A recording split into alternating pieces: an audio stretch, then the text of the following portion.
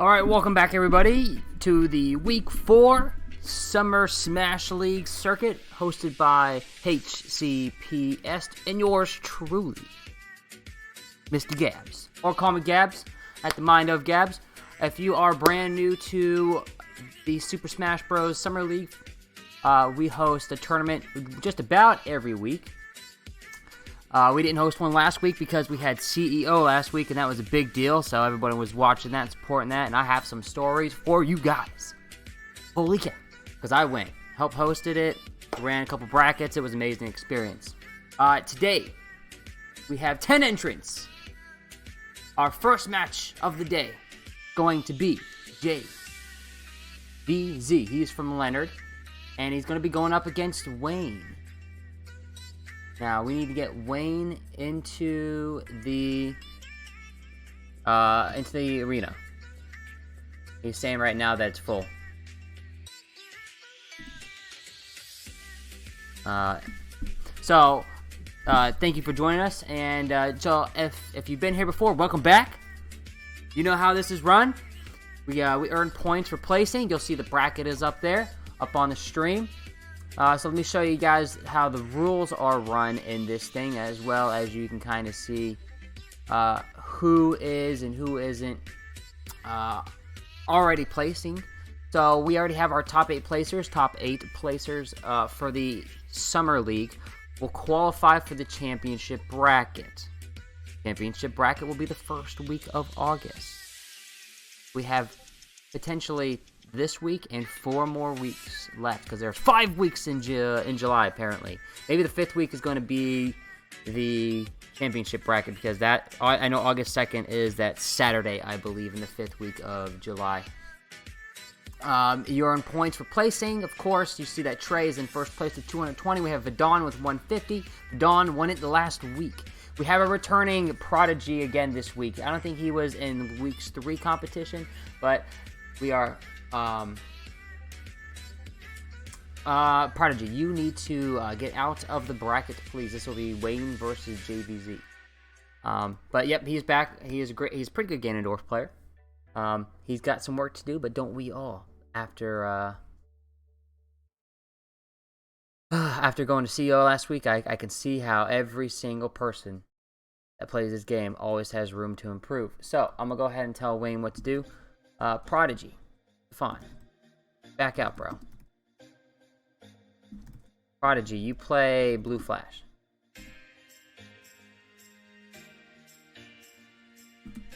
Wayne, come on ahead and play. For everybody else, standard tournament rules.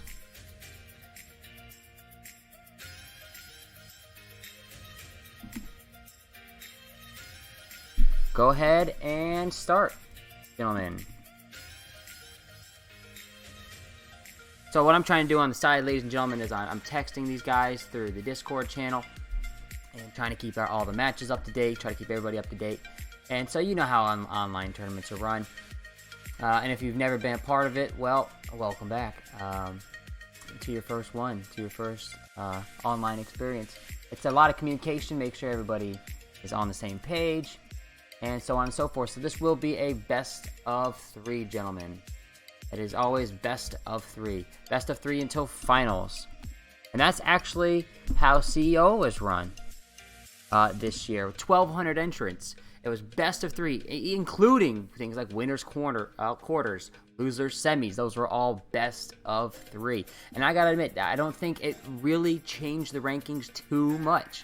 I don't. And I think the tournament ran a lot smoother for it. So you gotta give props to Jabali and Alicia from the Smash Ultimate crew that ran those side of the bracket. Of course, you have to say good job to Tony as well. He's one of the runners of TNS, of the TNS series in Tampa, and he does a great job at that. Actually, I was talking to Tony, and before he came to Florida back in 2009 or 2010, I believe it was, when I first met him when he moved to CFL, CFL being Central Florida. I've known Tony for that long. He used to go by the tag XDEF. Apparently I can't remember if he was saying it was CS or if it was Rainbow Siege. He said one of those 2 games. Maybe it was Battlefront. It was one of those shooter games. He was a professional. He was a world world champion apparently, and he had done that for a while, and he's gotten to the point where his wrists have started to hurt, and I hope he doesn't mind me sharing that, because that's just something I've seen. I saw more than once at CEO, people saying, man, look, my wrists are hurting from practicing so much, and ergonomics is quite a big thing these days. So, players, be aware that you need to stretch your hands often, and, you need to learn how to keep them warmed up, how to keep them nice and loose, and, don't be playing for 20 hours a day without doing these little exercises and taking care of yourself. Oh my God, I was about to say, it looks like JVZ is up a whole stock on Wayne here. But that's an awful suicide there. And I don't even want to call that a suicide. I just want to call that a mess up. Because he upbeat himself into the stage. Should have took a better angle at that. Sometimes what I have seen is, they can tech these upbeats into the stage and get like another upbeat off of it. So maybe he was trying to go for a wonky tech there. Who knows? I don't know. This is the first time I've seen either one of these players at this tournament. JVZ and Wayne. These are newcomers, which is why we had to get them on the stream first, ladies and gentlemen. If you don't know how the rules are run, by the way, I know I said standard tournament rules, but it's not standard counter picking. It just makes the online play experience a little easier. And you know what? You really should be ready for any tournament, to be honest. There's no entry fee, so it's not like, oh, listen, I paid for this and I got this crappy experience. Nope, this is 100% free. For high school students in Hillsborough County Public Schools, HCPS, there is a $5 prize pool at the end, so at the very least, you get $5 for winning, and at the smallest point, even if you go 0-2, you got that experience. So you know what? Really, no need to complain here. Oh my God, with the comeback, did you see that? That counter, oh my Jesus. Way to go, Wayne. Wow, I could feel that flame from over here. Oh my God.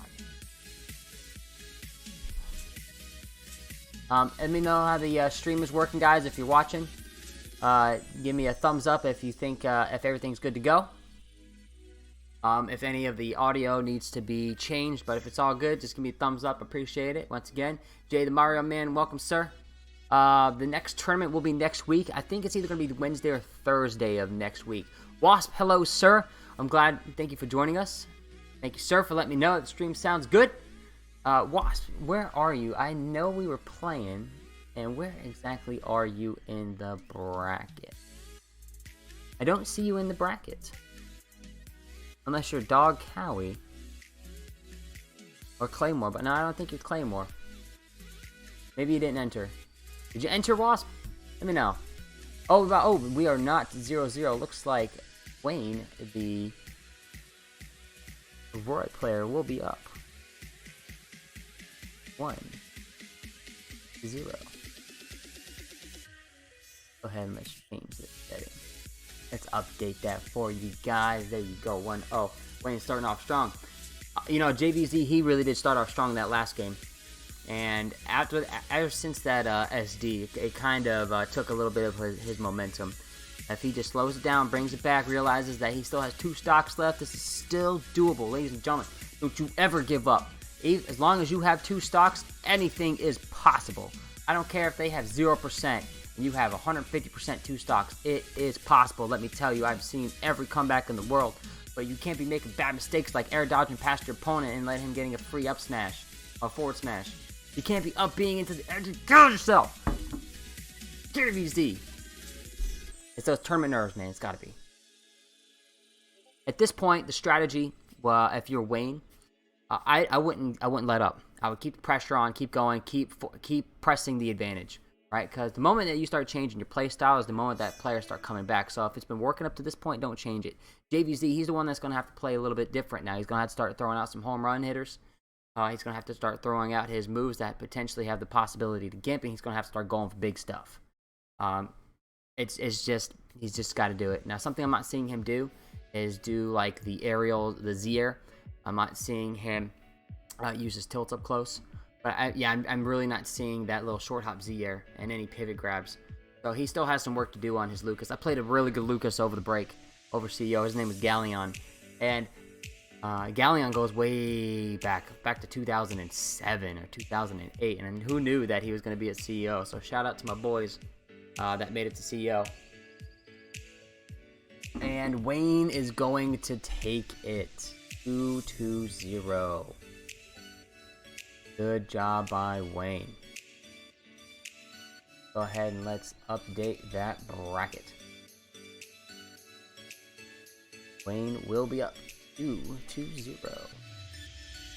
Good job. Next up on the stream, we're going to have Prodigy and Blue Flash. So we need Blue Flash. Andy, join us. Okay, oh, that looks like they're already in the bracket. Good games, Wayne and JVZ.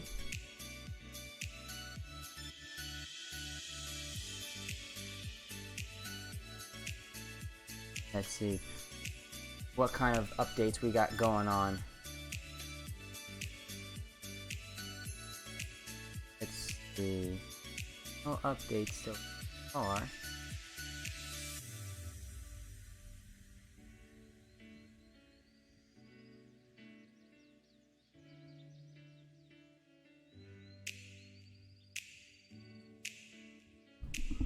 Yep. All right, guys. You know, if you're not in bracket, you need to go play your match.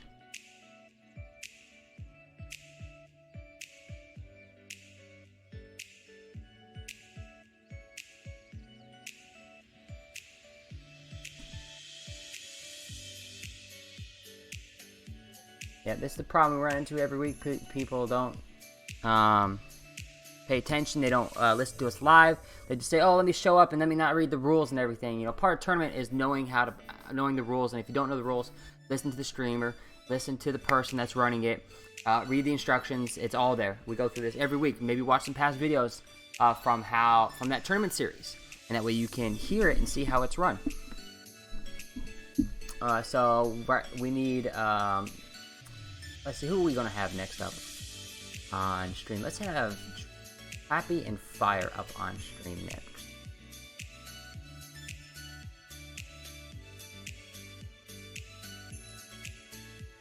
Let's ask him.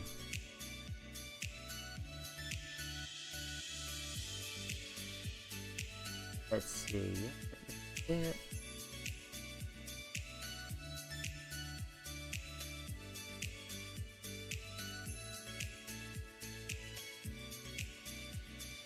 Cool. So, yep, guys, you're more than welcome to watch the stream. If you don't know how it's run, I'll explain it here over and over and over to you guys. But it works like this. You gotta play your matches on the side. You got the bracket. I send the bracket. Find out who you're playing next. I update it as soon as the matches are coming to me. And if I didn't say, "Hey guys, you're on stream," contact that person, and then you go ahead and say, "Hey, I'm gonna host the arena, and we're gonna play this game." And looks like right now we got Blue Flash up 2 stocks up on Prodigy, hitting in with the double dare there for 44%. Oh, that usually combos into an up tilt or up air. A very nice up throw. Oh my god, with the forward smash read. Oh, he saved him. If he had not hit him with that Nikita, that would not have been, it would have been a stock. That would have been game right there. Oh, that might kill. It might. And see, look what happened there. We still have a game, ladies and gentlemen. This is Snake versus Ganondorf, and you're never behind with Ganondorf. What did I say? What did I say? Oh, he almost killed himself there. Oh, the nerves, the nerves. Now, a grab to up tilt will work here. It is guaranteed as long as he gets that grab. We text that. Yep, nice 35% up tilt. God, there it is right there. That's game.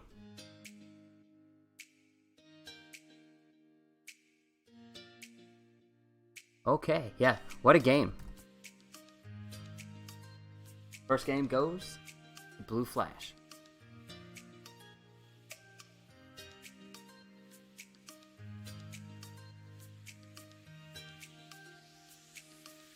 And JV needs to leave.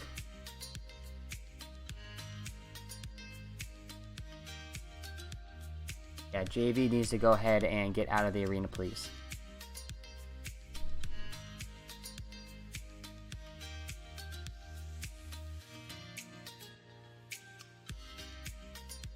Okay, let's see. JVZ is supposed to be playing. He doesn't have anybody yet as we go ahead and play. And if Dog doesn't show up, we're going to disqualify him.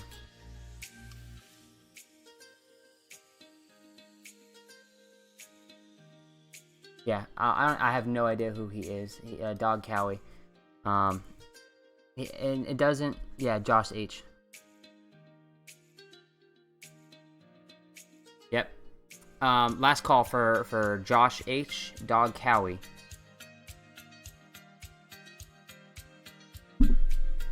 Okay, so we do have an amazing match going on here. Snake versus Ganondorf. And it looks like we went back to FD. What are the chances? Now, I love this stage of Snake, especially versus Ganondorf. But however, I do like this stage as Ganondorf because it does give me space. So, honestly, I don't think it favors more one than the other. The only thing about the stage is that it is a little big for Snake in terms of if he's a camping Snake. If he just never comes in, he's always popping grenades, always popping E4s and mortars. It can get a little difficult. But then if you think about it from the Ganondorf side, you can easily, and I'm like, okay, let's not say easily, because it is Snake here that we're talking about, more readily able to space the grenades, because you can jump around them, you can move backwards, you have, but, I mean, not when you do side B in the stage. What are we seeing? Is today the day of SDs? I don't know. Oh my god. Good job by Andy there. Blue Flash, taking it. Alright, let's go ahead and let's update that match.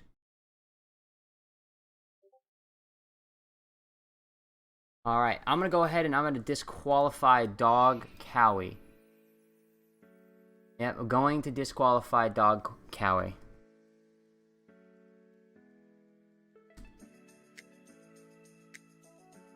Alright. And we're going to say Claymore wins that 2-0. Free dub, Clay. We're going to get rid of JVZ. He needs to leave.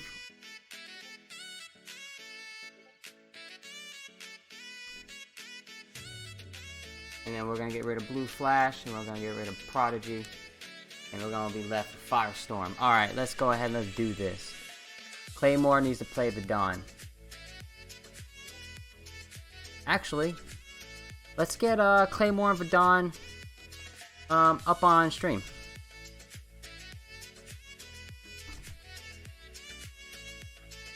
Let me go ahead and get that information for you guys again. Brian, join. That's next up. Next up, we're going to have Brian versus... Happy versus Fire. Brian versus Michael. Type this in here. Arena is BFK 6B with the password of 1236.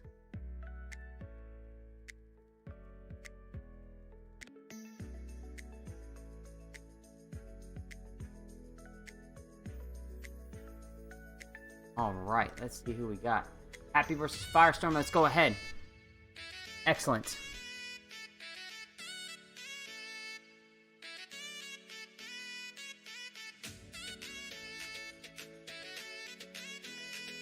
Bracket is updating, by the way, ladies and gentlemen. And we are going to have both from Leonard High School, by the way.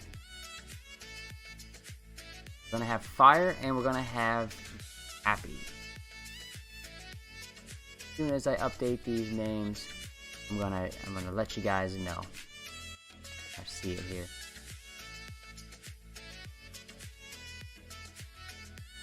And there we go. Full match. Okay, Happy's going Incineroar. This is new. This is interesting. Happy usually plays Ganondorf, or he usually plays Mario, honestly. Happy has competed in the past. He is on the rankings. I'm not sure where he fell on the rankings, what place he is currently, but Firestorm is also on the rankings, so both of these people are up there. Let me go ahead and I'll find that information here for you real quick. Neither one of them are in the top 8, so I think they're both top 9 right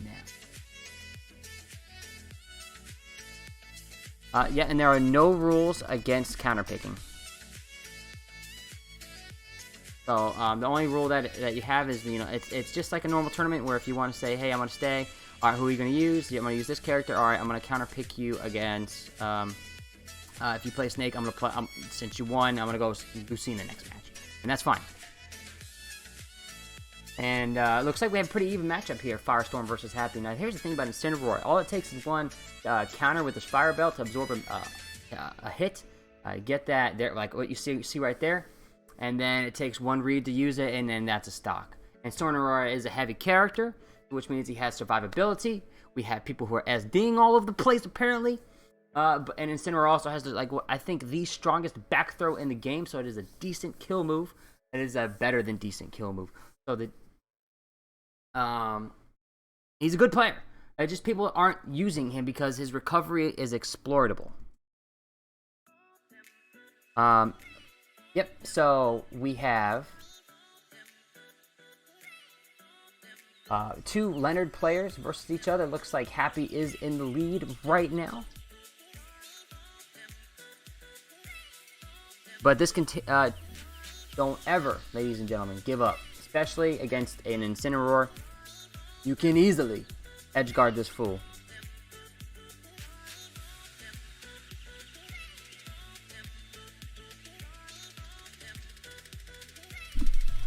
But you're not going to do it with just wild forward smashes like that. If he had missed that forward smash, which he did, and Brian or Happy had spaced it properly, that up smash would have, or his up B would have killed. Oh, look at that. Just a throwing out forward tilt. That was just, I'm going to be honest with you guys, that ending to that match was just bad play all around. They were just throwing out moves they were just missing, and then whoever connected first honestly won that game. So, I'm not really too ecstatic with that win. It was more like somebody just decided not to lose, or just, it was just a wild game. Happy will go up 1-0. And we will go to the next one. Looks like Claymore has entered. And that's right, it'll be Claymore versus Vidon next. And Vidon is our last week's winner.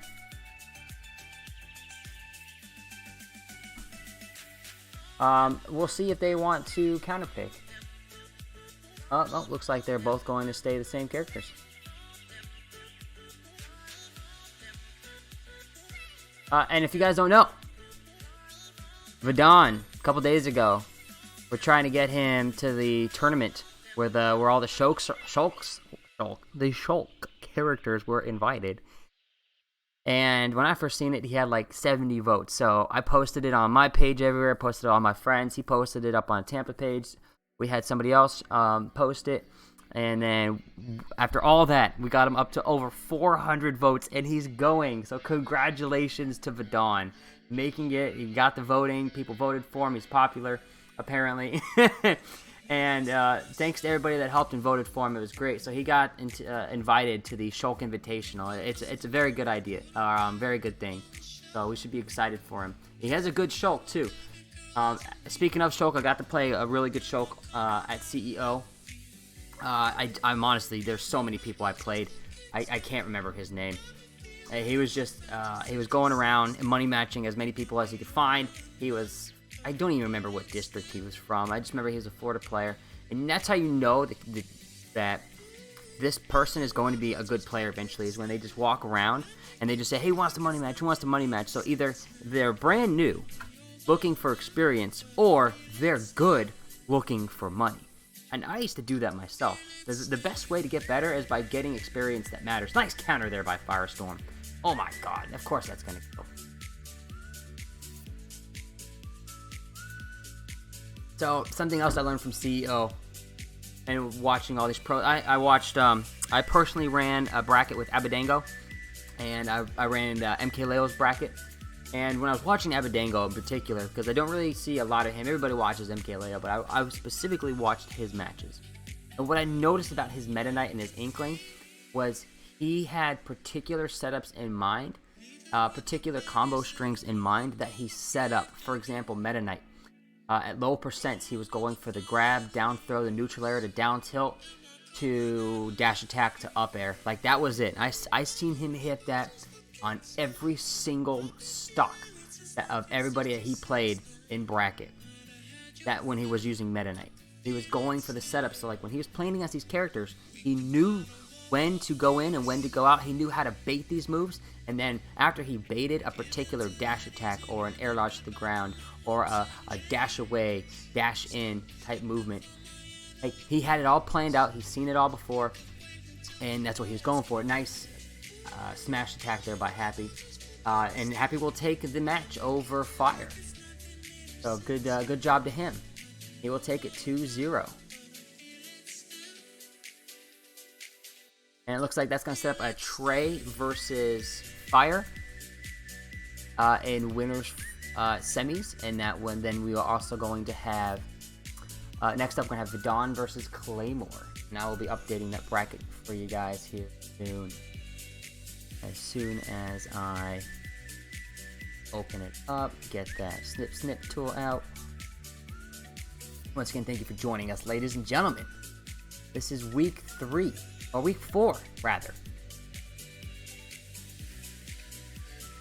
of the Summer Smash League HCPS, where you compete. $5 gift card. I know it's not that much, but it's something though, right? So right now the bracket, this is what the bracket looks like, ladies and gentlemen. So we need to go ahead and have Prodigy and JVZ play. Brian, yeah, go ahead and let's see. That's Brian. Ooh. Oh, I updated that bracket wrong. I ran so many brackets this weekend. My head's all over the place. Yeah, Brian, you can stay. But we do need to have Firestorm kicked out. And then Claymore and Vidon, go ahead and play, brothers. Vidon, once again, is our last week's winner. Shulk and Bowser player. But he also plays Palutena as well. But I think he's been saying that he's going to go Bowser.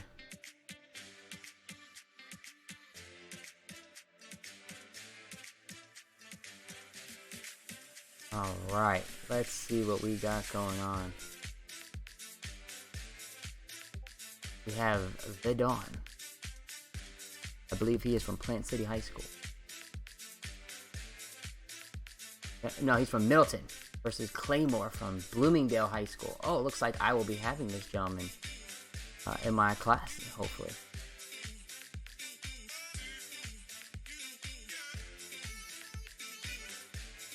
Clayton. That's with a 3 at the end. Interesting.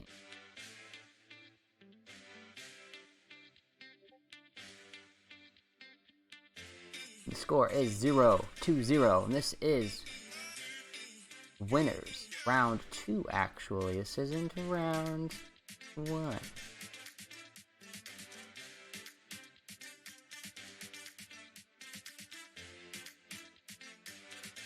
Oh, it looks like Vidon is just crashing all over this Wolf right now. This is a hard matchup for Wolf. Even though Wolf has a lot of kill setups, Bowser, I think, is slowly getting up the tier list, from what I have seen. Oh, you're welcome, Vegan. I've just seen your messages. I appreciate you tuning in. And yep, you heard my Abadango story. And let me tell you, man, when I was watching Abadango play, it was crisp, he was smooth, he had his setups, he knew what to look for, and then he executed it. And it was less fishing and baiting. It was less fishing as it was baiting. Like, he knew what he wanted, and he got it out of his opponent. And that's what I saw with MK Leo. When he was playing his matchups, the person is here, I have to throw out this move, and it will lead up to this move, and like, he knew all the lead-ins to it as well. And I also had Black Twins in one of my brackets as well. He's a Mario player, not as big a Mario player as Prodigy or who's the other one, Dark Wizzy, but once again, he knew his setups, he knew his kill moves, and he knew how to space properly, and that was the biggest difference between the pros and the wannabes. And a lot of people who didn't make it out, the ones that got like third, that got like fourth, fifth, and sixth in their bracket, what they needed were clutch factors. They were good, but they just didn't have that clutch factor, didn't have that change of pace. or they were just, or they could have been simply outplayed. And that did happen in a few of them. One of these kids, his name was Joshua. He was a Yoshi player, and let me say he was pretty good. He lost first round in his bracket, first or second round. He was seeded awfully, but he made it all the way from first round losers. He was either the first or second round losers all the way to losers finals, and he won. No. Okay, so he won. He was in losers finals, and if you win losers finals, you get out. Here's a great tournament experience situation for you guys. So for those of you who are listening, this actually happened in bracket. So first I'm going to give you the situation. You think about what you would do, and then I tell you what happened, and then I'll tell you what I would have done. So here's what happened in tournament. Losers finals. Player 1, I think his name was CD. He's a Mennonite player. Wins game 1. Cool. Joshua, Yoshi player. By the skin of his teeth, won game 2. And he won it by camping his opponent, by tilting his opponent, by getting into his mind. And when CD, I think it was, player 1, lost that first game, he got super, super mad. And I mean, like, he was banging, smacking on his leg. He yelled. He was visibly upset. And it was actually to the point where it was almost uncalled for. But, understandable. It's losers finals. If you win, you get out of bracket. You make it to top 192 out of a 1,200-man tournament. Big deal. It really is. So CD gets up out of his chair, and he goes, I'm not playing on this setup no more. Now, mind you, where I am, I got 4 setups, and this is the last setup that's being used because losers finals, last match of the tournament, or my bracket, right? So the other 3 are for friendlies. And he stands up and goes, I'm not playing on this TV anymore. We're going over there. Josh looks at me, and he says, what do I do? Now I ask you guys, what do you do? And yes, of course, Jay the Mario Man, you can, anybody that's Hillsborough County has the capacity to join the extra. So once again, guys, what do you do? Think about it. I'll give you guys a few minutes to think about it. I need to update this bracket. Let's see. Stefan 1-2-0. Good for you, Stefan. Stefan is the Ganondorf. He took it 2-0 over JVZ. It looks like Michael will move on as well. Michael needs to play Wayne. Alright, so it's Fire versus Wayne. Go ahead and play. Once again, guys, the question is, you're in losers finals, the person you're playing against stands up, says, I'm not playing on this TV no more. Asked for a reason, he said, I feel interference from the his Bluetooth. He was playing with a Pro Controller, and it was wireless. Now, this is another question for you guys if you think about it, wireless Pro Controller, because think about all these wireless Pro Controllers in this big open venue where all these people are going from PS4s to Xboxes to all these things. All these Bluetooth signals and Wi-Fi signals going out. What do you do? Right? Okay, so what happened was I asked Joshua what he wanted. And he said he was fine moving to a different TV. They went to a different TV. I okayed it as the lead TO for that bracket. I said, you know what? If you said you're cool with it, and you go ahead and go to a different TV. They play on a different TV, and CD won. Joshua lost. That agreed to it. Why would you switch TVs? Learning experience. Ladies and gentlemen, if you're on a TV and somebody says, oh, I can't play on this TV, and the TO says that's the TV that you're playing on, you say, no, this is the TV we're playing on. This is one we were assigned to, and we're going to play on this TV. If you don't like it, go to the TO. And the TO, me, if you had gone to me, one person disagreed, one person agreed. Well, guess what? No, you both don't agree, so you got to play on the TV that I assigned you. Everybody had to play on at the beginning. Heck, even Abadango played on. Abadango played on. No, he goes by Abadango. Abadango won on that tournament match, and he had been playing with the Pro Controller. So if you feel interference, number one, ladies and gentlemen, hook up your controller to the dock. Use a USB. It will get rid of all interference from that moment on forward. Stop putting yourself into that position. And when your opponent is tilted on that setup, you're in his mind. Already there. Got the hard part done. I don't care about my opponent. you know, we're going to play on the same setup, I would have said no. We're going to play on the setup, and I would have taken the advantage. But you know what? Tournament experience there.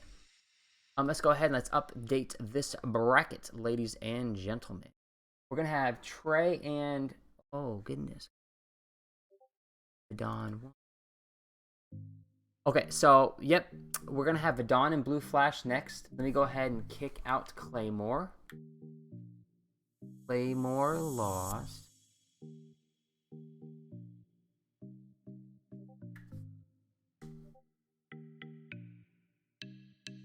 Transition. Rid of that bracket because I have to update it. That way you guys can see what's going on. Let's talk to these gentlemen. So Vidon and let's see, Vidon and yes, go ahead and play, gentlemen. Vidon and Blue Flash. We have Happy already, which means that he needs to play. Who is he playing? Round 3, that would be Trey. So Tracy, join my arena. Welcome, ladies and gentlemen. If you just joined us, I'm glad you could join us for this tournament. We welcome you to week 4 of the bracket, Summer League bracket.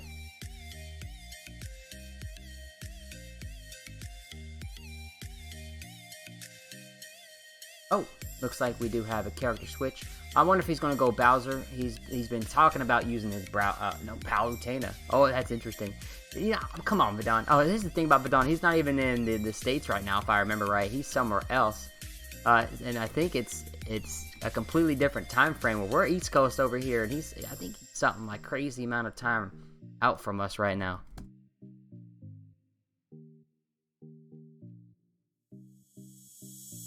I gotta find my arena ID.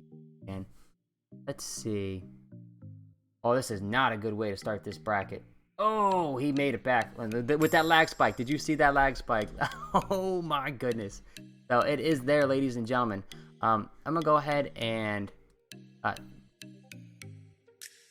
switch it over. It is 0-0. It is Vidon versus Blue Flash. Go ahead and let's update these names. Blue Flash is from Leonard. So preach Leonard. He was the number 2 on their PR at the end of the season, at the end of the year, and so kudos to him. He started number 2, ended number 2. Nobody could catch Victor. He was too good. And this will be winners semis, actually. Winners round 3. Vidon here is the character. Whoever he feels like, apparently, on that day.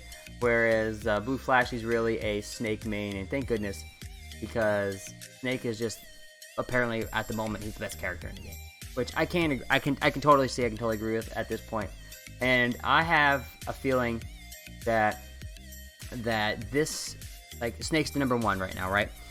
Any number 1 that we have, it could be Pikachu. I think Zero's latest tier list had Pikachu as the number 1 player, right? Or as number 1 character. Either way, I think that Ultimate, out of all the Smash games, and a lot of the fighting games I've played, including like Injustice, Mortal Kombat, I think that this is the weakest number 1 that we've ever had in a fighting game tournament that I've personally been a part of. Now, I haven't, spread my wings out to the Street Fighter and Tekken community, or the Samurai Showdown, or I've played DBZF.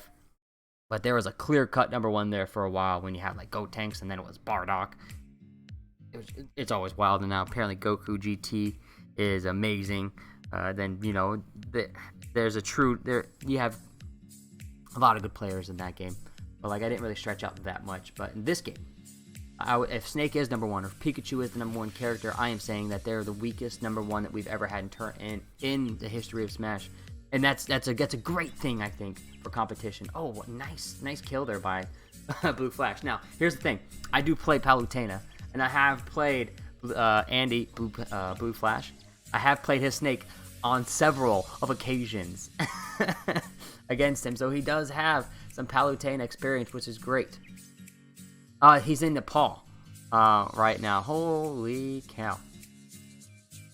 Okay, so while we're playing, we do need to have Claymore versus Prodigy. I I hope you're playing. And Wayne versus Fire. Hope you're playing as well, gentlemen. Yes, they are next up.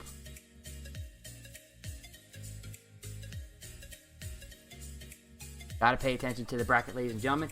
And here's the thing. Even though Palutena is at 68%, and you are playing against Snake, who is like one of the most pain-in-the-butt characters to kill, this isn't over. All it takes is just one good grab, down throw to neutral air, or to forward air, another grab. That's the hard part of Wi-Fi, is connecting that and being that frame specific with your grab combos. Oh, that should be free back air out of shield. Could have hit it, but he decided to go back to neutral instead. Don't play against it, because if you missed, you're playing against Snake.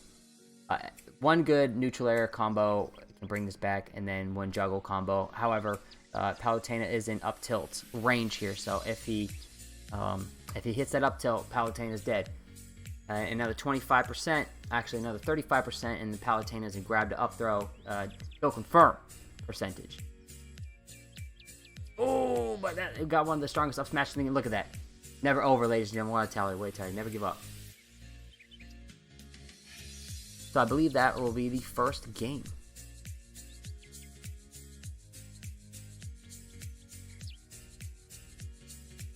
And that will be Vidon up 1.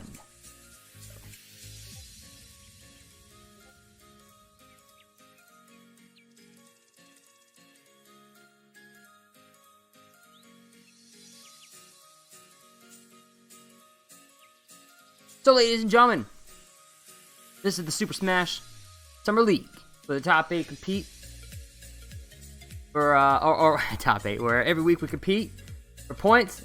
At the end of all the weeks, we will have a top 8 where they will compete for a championship bracket. You earn points by placing every week. Looks like we're going to have 2 people who won't earn points this week. We got 10 people on this one. So far, we have Trey, who is in the lead with 220 points. You will see Trey up next versus Happy. We have Vidon, who is in second with Flash Blaziken.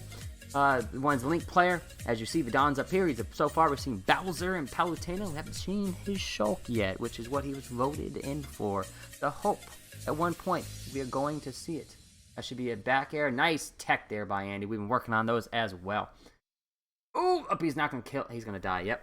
So, no worries. You didn't really need that first stock. Plus, you have a whole other game to work with. That should have been a down throw. Although that apparently forward throw to side B works for Palutena. Oh, yep. Anything on shield. You finish that forward tilt, easily punishable. That's where you have to learn how to stagger, ladies and gentlemen. So if you see that first forward tilt, hit that shield, and you're a Snake player, gotta learn how to stagger that. Stagger means you hit the button, and you stop, and you start over again. You change your timing, and that's more of a footsies game. You see that prevalent in a lot of these 2D fighters, Mortal Kombat, Street Fighter, Tekken type. The word stagger, even though it is applicable to Smash, of course it is. It is just not one of the main things. And the up smash comes out of nowhere and hits. Not really out of nowhere, but that was a good setup there by Andy. Oh my goodness, Vidon here. Misinputting. He's trying to go for a dash grab. But you know how it is, ladies and gentlemen, in this game somehow. Looks like Snake is taking this one right now. It is going to be a little bit hard for Vidon. If he gets that up tilt, it is going to kill here. Oh my goodness, that was... He tried to time that throw. If you throw at the proper time, you can use that invincibility to get over that mortar. It does take some practice, but it is possible, and I think that's what he was trying for, but he just didn't execute there. Okay, so looks like we do have our next update. Looks like Fire will win 2-1 over Wayne from Plant City High School. So Michael Fire will make it to, let's see, that's top 3, top 4, top 5. Looks like Fire has guaranteed top 5. And he plays the loser of this match. So, cool. So Fire plays the loser of Vidon versus Blue Flash. They're playing right now. And thank you for joining us, everybody. And if you missed my story earlier, Sorry you missed it, but we were just talking. Oh my god, I looked over and I looked back and just got that spike. Oh my, ugh. That's gross. Oh, okay, so nice by the snake there to hit his up smash on shielded safe and then end it with a jab. Ooh, nice. If he gets a grab though, takes one pummel and it'll be a free up tilt. So if the snake gets that grab, oh, he went for it. You saw it. He was just off by a little, and that's just that online shenanigans. So a little bit of spacing. You know what? That could cost you a game in the future. So like the pros, they don't miss that. They hit it. And that's what separates us, right? So it's those little things. Yep, there you go. Up tilt. Boom. Dead. Okay, looks like we have a game, ladies and gentlemen. Or a set, rather. It is one.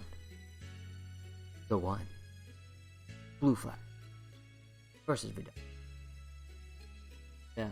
Interesting. No, I don't think I saw nobody take a game off of Vidal last week. So we'll see what he does. Does he stay? And it looks like we already have Trey and Happy waiting for us on the side there. They will be next. See if Vidal changes to Shulk or if he's going to stay Palu. Or maybe he goes Bowser.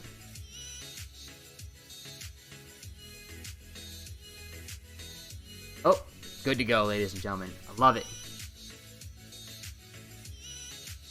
This is week 4 of the Hillsborough County Public Schools Summer Circuit, hosted by yours truly, Gabs. Okay, so let's talk about another thing from CEO that popped up. I was playing. I was walking around Jabali Land, and I was looking for a buddy, and then I noticed that Esam and DeBuzz were in the back playing, or they were just setting up. So I was like, you know what, I'm gonna go say hi to these guys. I've known Esam since like 2008, and I've known DeBuzz since I met him last year and hung out with him a little bit last year at CEO. I was introduced to him by Mink, and so I decided, you know what, I like these guys, and DeBuzz is like the nicest dude you ever met in your life. So is Eric. They're both nice people. And so I was sitting down and I was talking to him, and we probably sat down next to each other for about 3 hours. I ended up playing with my buddy Tony for a while, and we were just talking back and forth, and I mentioned something about priority. I got hit by something, I'm like, dang, I can't believe that has priority over my match. And oh my god. Did I say something wrong? Eric, Esam, he turned to me and he goes, bro, there's no such thing as priority in this game. I'm like, what are you talking about, priority? That's always been a thing, like transcendence. He goes, no, transcendence is a property. I'm like, yeah, I know. I know these terms. Because there's no such thing as priority. It's disjoint. It's one move having more disjoint than the other. That actually makes a lot of sense. If my move has more disjoint than yours, horizontally, and I hit you with it, that just means mine hit your hitbox before yours hit my hitbox, and it has nothing to do with priority per se. They were playing on Friday night. DeBuzz was playing Esam because he had to play against Captain L apparently, and Esam was his. Esam plays Pikachu, and so does Captain L, so he was getting some matches in. So I saw a lot of Pikachu versus Rosalina, and they were going back and forth. It was amazing. And when DeBuzz won, it's because he effectively kept Pikachu out, kept him at bay, spaced appropriately, didn't overextend. And when Esam won, it was basically just because he went combo. He had like up airs and the forward airs and the forward airs and the down airs, and it was just combo city with the occasional edge guard punish with using the down air to beat out Rosalina's aerials. So it was really back and forth, and it was interesting to see how that matchup played. From two pros, and they were both constantly going back and forth with each other, and even hearing Esam's analysis of it, while they're playing was cool. I do want to give a shout out to some people at the tournament, like my buddy Chaz, Walnut. If you remember Sergio, he was the Bowser player, Big Surge. He was the one that invented the side B cancel and the side B cancel and the side B cancel. He was there. We talked about you. He remembered you. And then there was Bonesaw. They both made out of bracket. That was cool. Chaz was there. Chaz was one of the best Marth players you ever met in your life in Brawl. He had one of the coolest wins of all time against Neo, where he... Oh, that was terrible. Where he shield broke him on Brinstar. Last stock, last match, last hit was great. And I actually saw a shield break in this tournament. It was Pillow versus... Pillow lost that matchup. Pillow versus... Oh, God. How am I forgetting this name? I can't remember. I can see the kid's face. Anyways, they were both Lucina, and then they won it with the shield break at the end. It was fantastic. Okay, it looks like Prodigy won his match. Indeed. So Prodigy will have to wait for the loser of the next match. And so, yes. Happy, you can choose and change characters. Yeah. The only thing you can't choose in this this format, guys, is the stage. Ooh, that was close there. If that force smash just hit, that was in. So yeah, I got a lot of Pikachu experience at this tournament. I got some Fox experience at this tournament. I got some Wii Fit experience.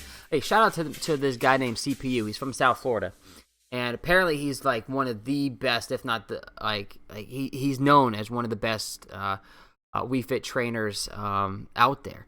And I played against him and went to Game 3, last stock, last 10. Let me tell you what, for how intense our matches were. He was a gentleman. So I want to be one of the first. If you've never heard of him, I want to be one of the people that go out there and say, you know what, he's an excellent person as well as player. You know, he's a much better person than Blue Flash is at hitting his up B as opposed to side B off the stage there. Another SD. I hate seeing that. So let me just say shout out to CPU for representing South Florida in a good light, in a great light. And I saw him later, and we talked. And after the match was up, so kudos to him.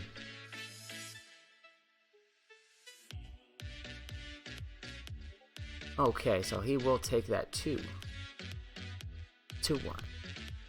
All right, our bracket is moving, gentlemen. It is moving.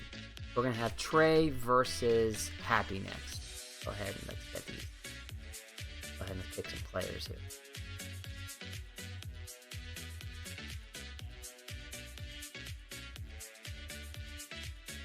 Trey versus Happy.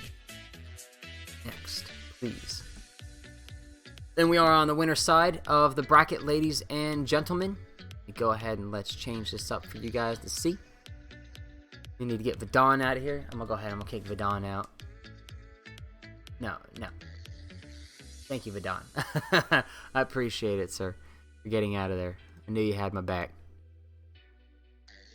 And so that puts Vidon, by the way, in in the winners finals. Happy is from Leonard.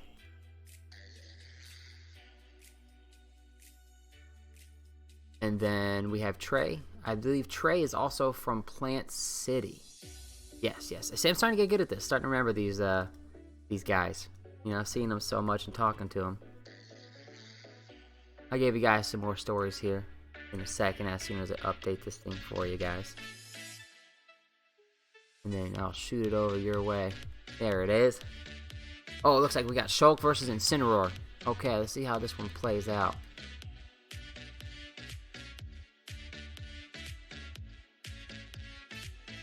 Let's see. After we have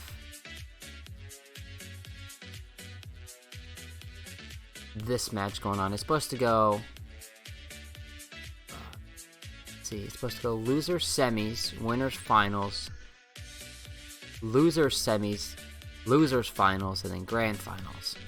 So we do need to have, after this, we need to have a match on stream. So let's go ahead and let's say Prodigy is going to play the loser of this match.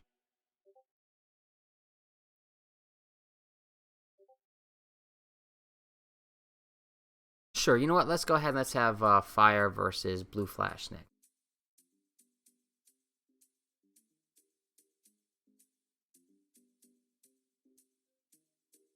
That was a quick 3-stock. Holy crap.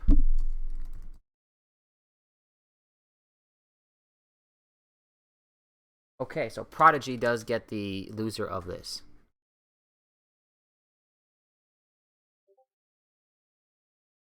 Go ahead and let's update that score. Trey will go up. 1-0.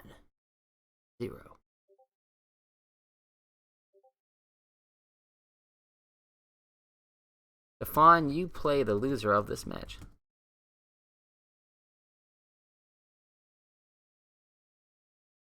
So why don't you go ahead and open an arena?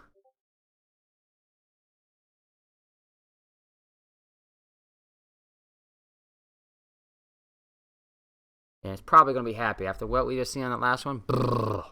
I don't know if he's got anything on Trey here. He doesn't look like he knows this matchup at all. He's just throwing out moves, and Trey's just jumping all over him. So if you guys watch what's going on, Trey is he loves being in the air. He's weaving in and out, and it's really hurting Happy, who's just attack friendly, attack, and he's okay. So he's throwing out the counters, so he's starting to see this.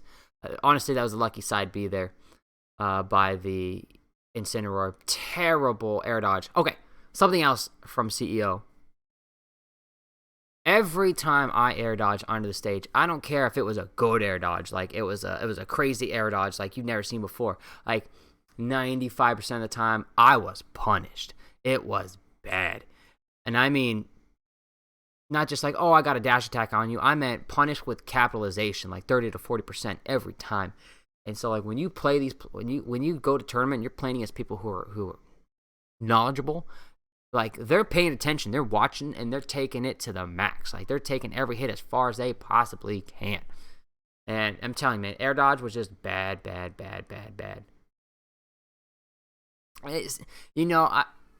Vegan, I see your comment there about Snake being BS, and let me tell you something, man. Once you learn how to play against him, it's not. Like, he has a lot of it. He's very exploitable. He has his parts, his strategy. He has holes in his strategy. He's very gimpable. His recovery is very punishable. I know, I go as high and it's hard to beat. It doesn't matter. There comes a point where, if he recovers 4 times on you 2 others 4 times, you should have gotten punished. Because he can only do so many things. He can air dodge through you or be reversed back onto the stage. So if you're going 50-50, you know what? That's good.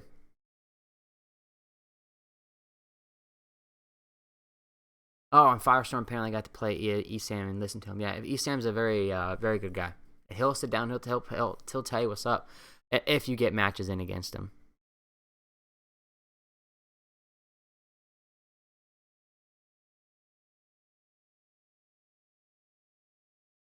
And let's see. Oh no. Let's see. He said not Esam. I wonder if he means MK Leo. MK Leo, he's such a good dude. I got a picture with him after I ran his bracket, and he was cool. Okay, so it looks like Trey will take that. 2-0. Good job, Trey. Excellent job, sir. Looks like you're going to be in winners finals. So why don't you go ahead and chill out for now. We're going to have Firestorm and Blue Flash up next. Let me go ahead and let me update this bracket. Let me show you guys what we got going on here. We are far.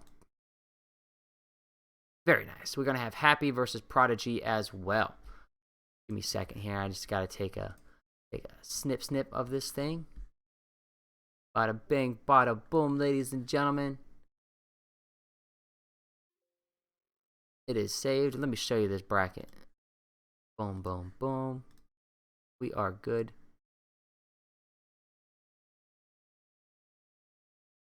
Check it out. There's our bracket right now. We're far. Trey, you need to go ahead and back out, please. Go ahead and let these gentlemen play.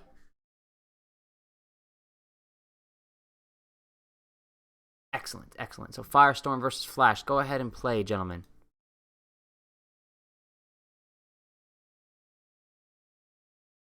Blue Flash. I don't know why I call him Flash. Okay, so that means we need to have Prodigy versus Happy. You guys need to go ahead and play. We're gonna have Trey and Vidon up on the. I mean, if these guys want to go ahead and play, you guys can go ahead and play. Let me tell these guys and Trey, if you want play off stream, go for it. But if you want to be on stream, can Wait, no problem from me, guys. Cool. So, Blue Flash and Firestorm. Oh, goodness. I need to update this bracket. What am I doing to you guys? What am I doing? What am I doing? All right, let me change that. That way we can go ahead and get something going on here. Left player name, right player name. Update that. Oh, my goodness. Oh. Okay, so this is not Trey. We have Blue Flash. He's from, and real name Andy. From Leonard.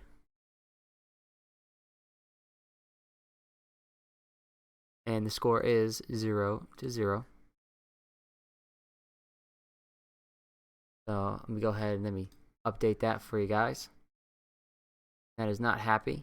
That is Firestorm. So hey, story about Firestorm. Apparently, he wanted to be Fire for his name for Firestorm, but then when he wrote it, and somebody wrote it, and he inputted it, I believe, into his name into the system. I believe he misinputted it and put the E before the R, and it just stuck. Took and stuck put together makes stuck, apparently. It stuck. So that's where the name Firestorm came from. And why it's spelled wrong. Or it's spelled funky, rather. And, once again, thank you for joining us. This is winners, or this is losers here. This is not winners round 3. This is losers. Let's see, this is top 5, so losers semis. No, losers quarters.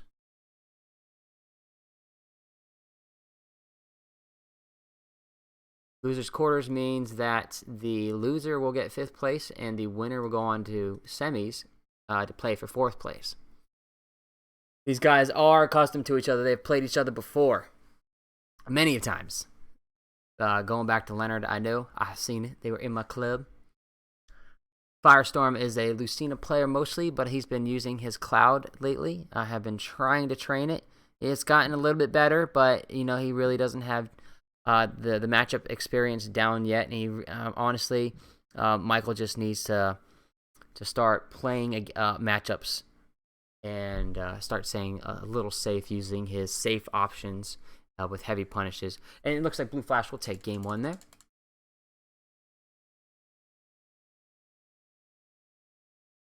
So kudos to him.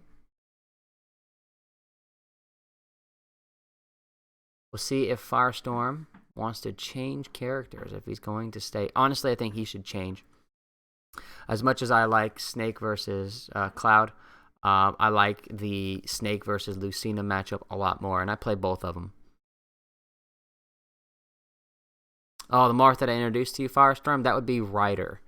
Yeah, his name is Nick Valle. I've known him since like 2009, 2010. He's from originally from Tampa. He moves around though, and he's a very, very nice, very, very nice person. And we played a lot, actually. We played for probably an hour and a half, 2 hours, and he was just helping me train up my Inkling. So, guys, for you that don't know, my Inkling has gotten way, way, way, way, way better. It just went to a whole nother level, and that's because I got a ton of time playing him. So I got snake matches in, of course, and my snake did get cleaned. It was cleaned up, and it's probably a C+ right now, on its way to a B-. Just need a little bit more experience, honestly. That's how I'm gonna get him up there. But my Inkling, right now I need to work on neutral air and neutral, when to use it, and then how to bait out and fade back and throw out an ink bomb and get those hits. If I can get those in, I can get my Inkling up to a whole other level. And say, oh, look what's going on. Like, I look away, I look back, and then it's fairly even matchup. Snake is in the lead right now, but not outside the realm of possible air dodge. Yep. So guys, something that you need to learn to do is when players are falling like that, stay on the stage. Don't give up that position. You see, he jumped up in the air and he faked out, or he tried to hit him with that forward air. You got to respect your opponent. The better your opponent is, they're watching you, right? So they know that if you're in that air, they got you. If they just air dodge through you. So you could have just short hop, empty hop that, and then fell right back to the stage, baited out that air dodge, and would have had the dub. Thank goodness there. Blue Flash missed that tech. That was because that shouldn't have killed. I didn't see the red spark there. So when your character hits the stage, if he has a red spark, that means it's the untechable. But if it's blue spark, that means it was techable. And I did not see the red spark there. I did see a little bit of lag, though, in that. A spike ate a spike. Oh, not good, not good, not good. So you gotta, guys, something else you gotta learn how to do is when you're getting hit, you have to learn that sometimes, like, you just gotta get out. Why are you gonna push when somebody else has the advantage on you? Case in point, you see the Lucina down airing after getting popped up into the air, and the snake is below him. Overall, though, Snake is in the lead in this matchup.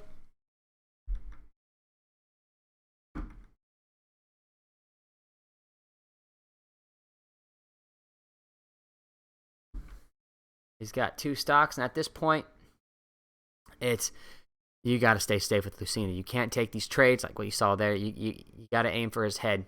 Got to use those neutral airs better. If you use that neutral air, and if you hit Snake's head with that neutral air as he's pulling grenades out, it won't blow up the grenade. As he's landing, you use that neutral air, and it'll have a much better chance at not blowing up that grenade. So it's something to think about, right? So that was good. That was good. And he faded back after that neutral air, so it crossed him up, and he thought that the Lucina was going to land on the other side. So that was good spacing right there by Lucina. Okay, so he ran off. So what you could have done there is fell with the snake and then upbeat into the edge after the snake had upbeat himself. And as long as you're following him, he might have even have delayed his own upbeat, giving you a chance to reset back at the edge too. So just something to think about. That upbeat's not going to kill, but it will put Snake up into a better percentage. Nice. Oh, hit him with the sticky. Oh, I'm glad we got that on stream. Nice combo there. Way to end it by Blue Flash. I love it. I love it. I love it. Cool. So Blue Flash will take that. Next up, let's see. 2-1. I wonder if Prodigy and Happy have played their match yet. Let's see. Okay, so they said that Prodigy is up 1-0 right now. Okay, so let's go ahead and say winner of Prodigy. That's Stefan. And Happy. It's Brian. Join my arena. Okay, Firestorm did win that, by the way. Oh, I mean, he lost that. Blue Flash did win it. So, Blue Flash, you can go ahead and stay.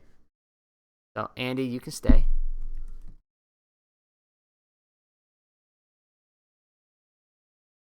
You play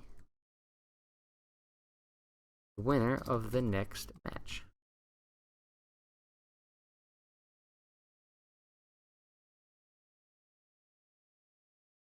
Okay, so let's go ahead and let's have Trey and Vidon play.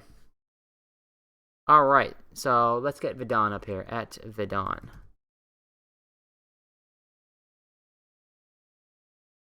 We're going to have winners finals, and then we're going to do loser semis, then losers finals, and then we'll do grand finals. So we're moving, guys. We are moving.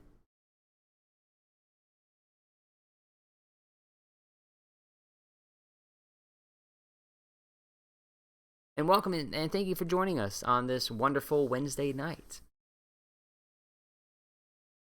I know we didn't have one last week, once again, ladies and gentlemen, but that's just because we were at CEO last week.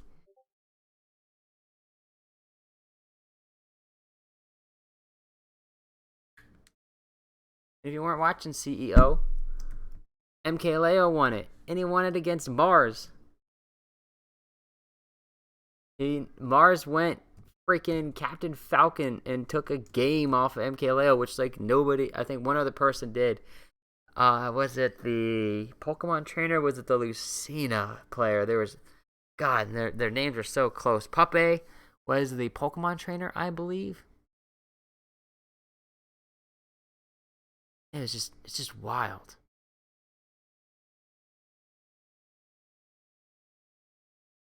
Puppe beat Nairo, a Pokemon trainer, and that was a wild match too if you watched it. Like, there are just so many matches at CEO. You can always expect that when you come to Florida, that there's going to be some funky matches. Like, and there's always going to be like upsets. Florida has so many hidden bosses that when you play bracket in Florida, like, you're getting something as big as CEO, you're getting everybody that's decent. And there's a chance that at any given day that one of these hidden bosses is going to just take off. Yep, so right, once again, we're waiting for Vidon to join us. We just gave him the ID and password, so you'll see him pop up here in a second. So let's see what's going on right now in the bracket. Let's go ahead and let's update this thing. Let's do it.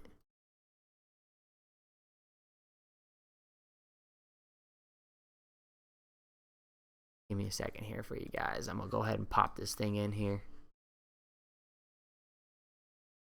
There we go. Here we go.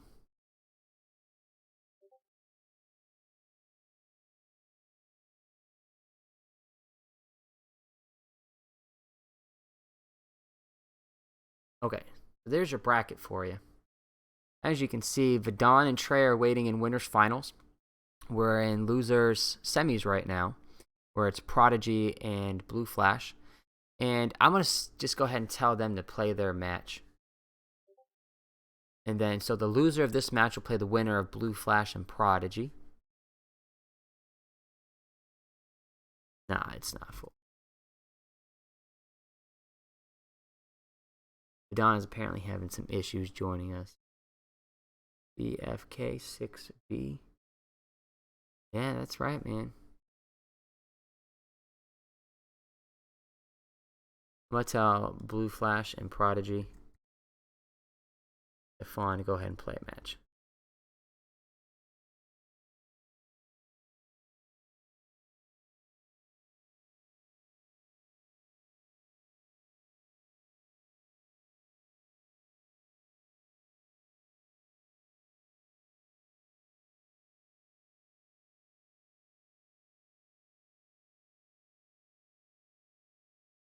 Nah, Stefan, you gotta play. Vidon, what are you doing, dude? BFK6B, dude. BFK6B. You're inputting it wrong, brother.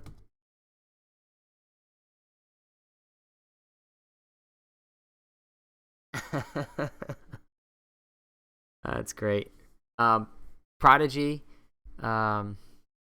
needs to play Blue Flash.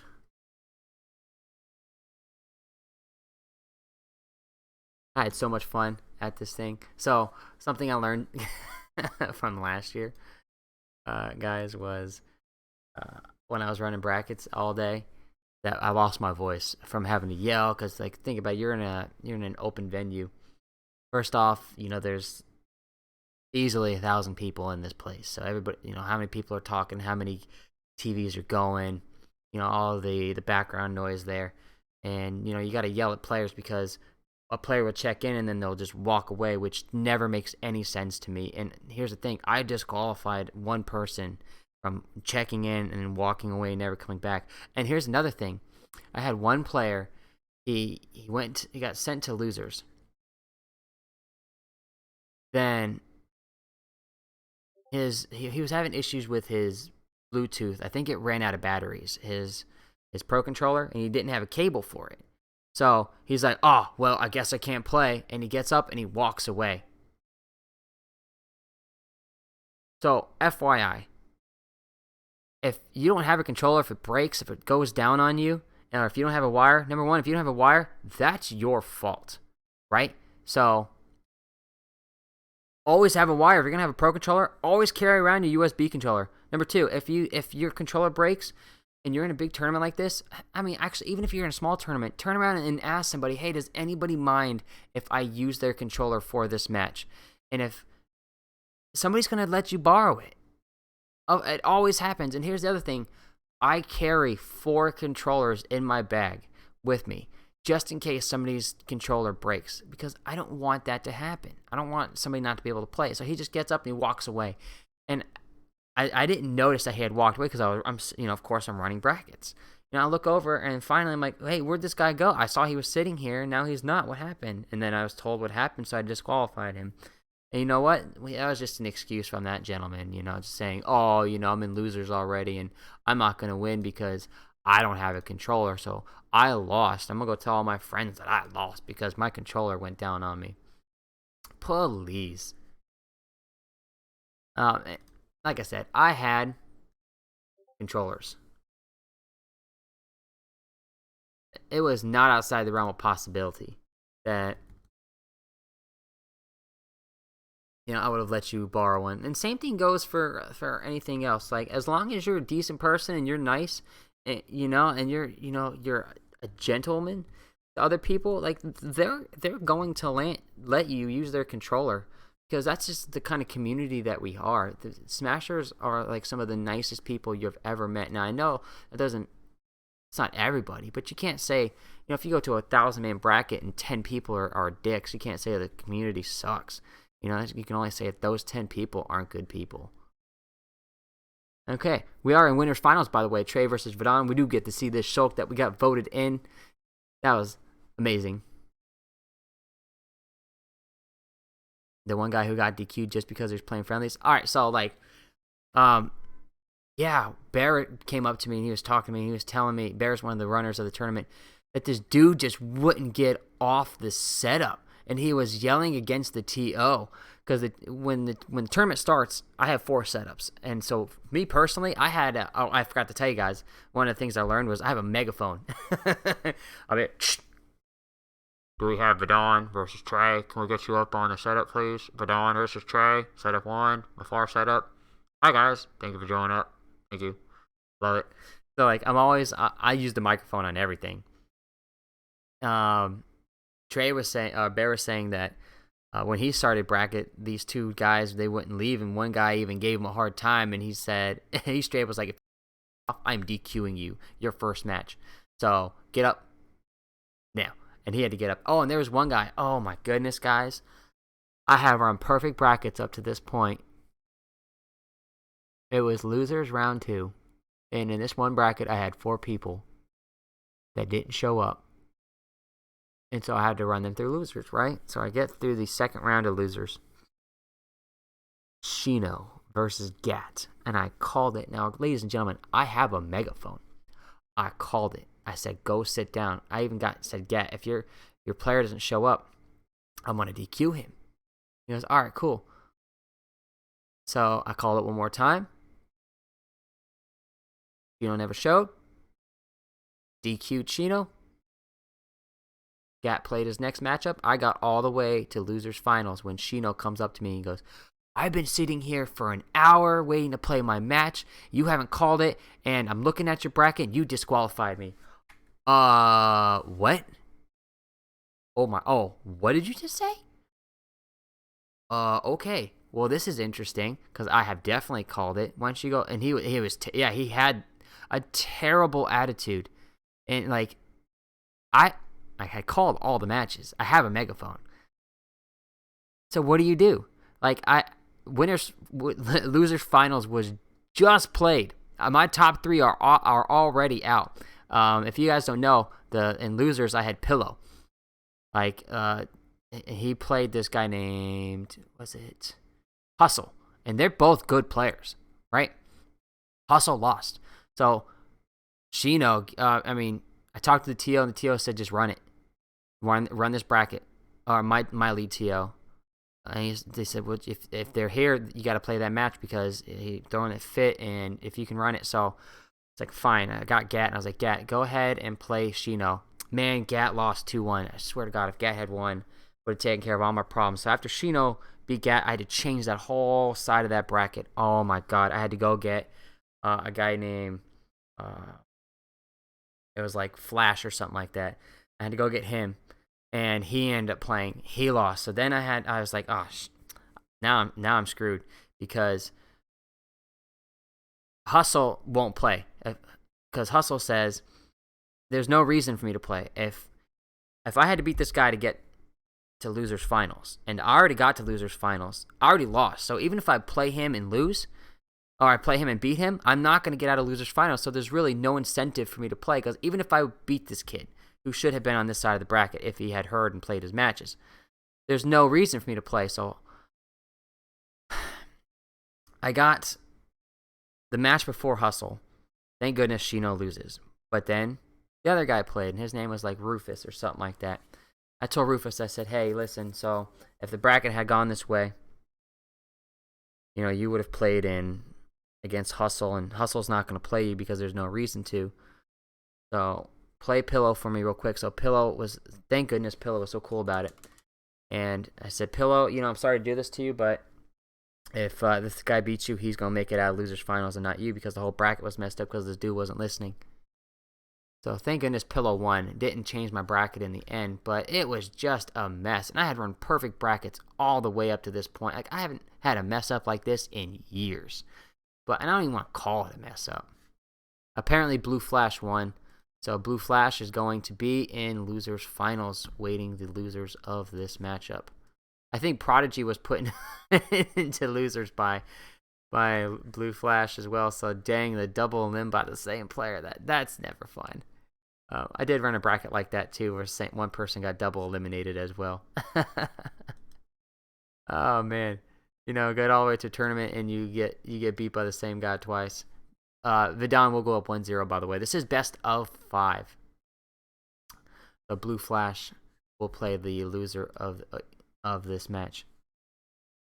So I'm gonna tell Blue Flash to join my arena.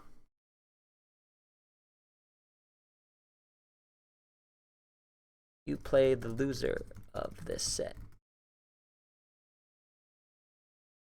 Hope you guys are enjoying some of my stories.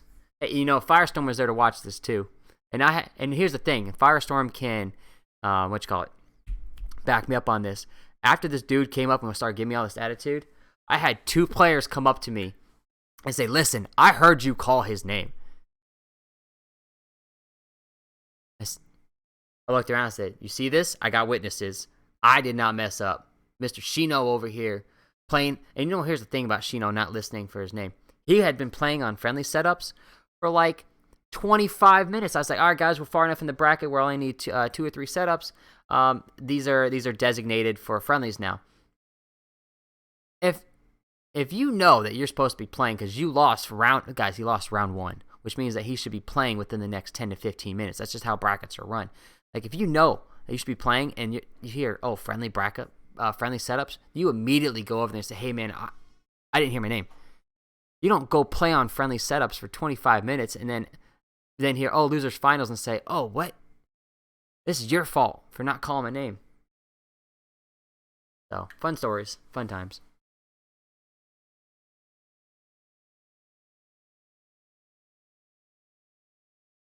Oh my goodness. That was a nice little 2-frame there by Trey. Man, he's been working on these edge guards. I love it.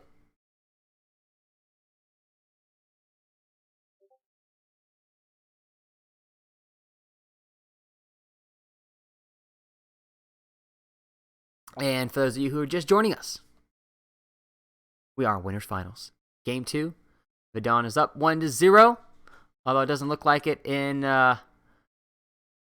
on the match. He is trailing Trey at this moment. Now, this is a classic matchup here for the Summer League circuit. Vidon and Trey, this is like, I'm going to say at least their 8th game on stream over the past couple weeks.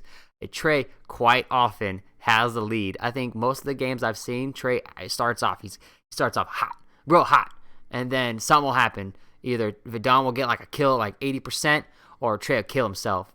So we'll see if Trey can avoid those early kills and avoid those SDs. Vidon did get that smash Monado out, and that's going to kill at that percent, really at that high percent. We'll see what happens here. With those low percent combos, watch out for Shulk. Loves those neutral air and forward air low percent combos. Those combos into themselves as well as grab.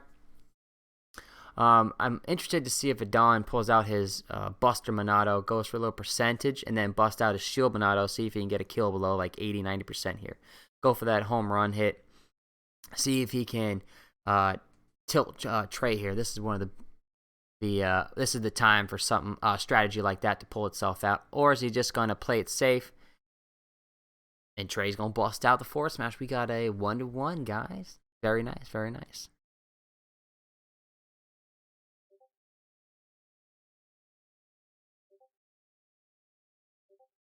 Excellent. And Vidon, by the way, was voted in to the Shulk Invitational. The national invitational, where all the Shulk players, they get together and they put themselves on a list, and then the top however many that gets votes, they all get invited to I think it's a house where they all compete against each other for the weekend for grandmaster for their character, and Vidon got in, so good for him, man.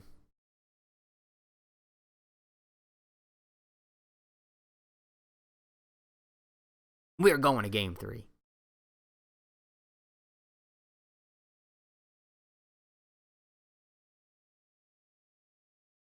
The loser will play in losers finals against Blue Flash, as it is his first week in bracket. Oh, I see a little spike there, little lag spike. Hopefully it clears itself up. Nobody wants to play on Wi-Fi. That has some bad news to it. People are saying that Vidon is giving a bit of lag input. I wonder if that's because he's playing all the way over in Nepal, which, yeah, God, that's super far away. Oh my God.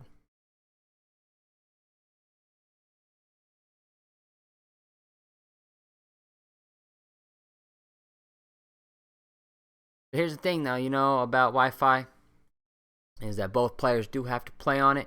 They both under the same conditions, and you know what?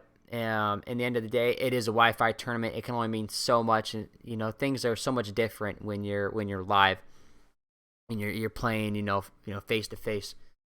But here's the cool thing about playing on Wi-Fi is that it really makes you think ahead. It really makes you think about, if I don't input this properly at the right moment, especially on Wi-Fi, I will get punished. So it really does force you to select your options and play neutral just a little bit safer. And who knows, that strategy might come into play in the future. And if you think about CFL, right? CFL, Central Florida. And the big dogs over in CFL, who are they right now? You got Dyer, and you got Epic Gabriel running it right now. Dyer is a Wi-Fi warrior. He was on Wi-Fi for the longest time. I remember him just super being he was known as the Wi-Fi warrior. And then after a while, he came to a CFL SmackDown, did well, and from there he just kept going to tournaments. But he rose to number 1 in CFL by first playing a lot of Wi-Fi, getting that experience, and then after he had the experience, he had the knowledge, he went to his local scene and then downloaded those at his local scene. And then he just kept playing better and better from there. And that was Dyer. Now, the next one we got is Epic Gabriel. Now, Epic Gabriel, he's a young gun. I think he's like 16 years old. And he's the same thing. He plays a lot of Wi-Fi. But he also goes to like every tournament there is. I'm always seeing him post, hey, could somebody pick me up for our, what was it, Mellow Mushroom. They always host tournaments. At CFL SmackDown, which is at the Geek Easy now. And it used to be over across from UCF. And he's always going to tournaments. And I think Epic Gabriel just won the latest CFL SmackDown. He held his own against, I think it was JW, who is a player from Canada. JW ended up beating Gus and Dyer on his way to winners grand finals. And I think JW actually got knocked into losers quite early in that tournament too, and he had a heck of a run back. I think JW is like the number 1 player in his area in Canada as well. So like Epic Gabriel plays Rob, plays a lot of Wi-Fi, he gets a lot of experience, and you know what? And it shows. And when I saw, and here's the thing, he's so funny. Oh my God! So I was hosting a bracket. This was day 2. This was Saturday. This was, let's see, whose bracket was Saturday's bracket? Oh, I don't remember whose day 2 bracket it was. No, it was Abadango's bracket.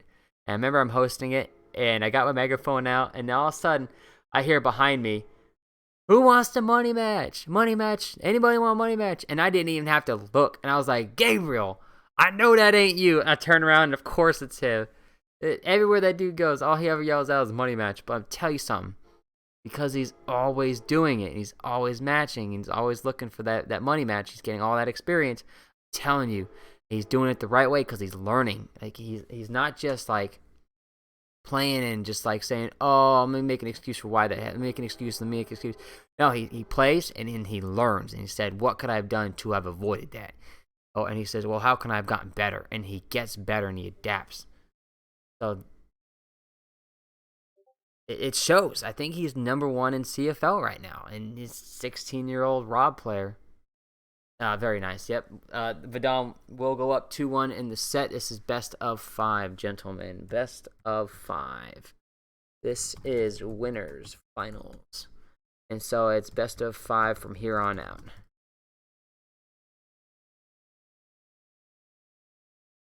We having ourselves a nice game here. This is close. This is close. Trey is putting up quite the fight here.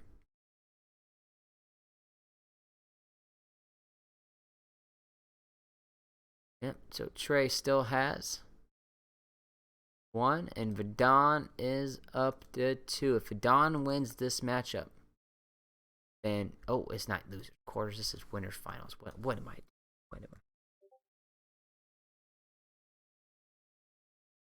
Winners finals.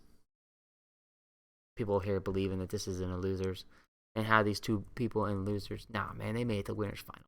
They're better than that. This is winners final. Let's go. Come on, guys. You gotta keep me honest on the stream. Let me know.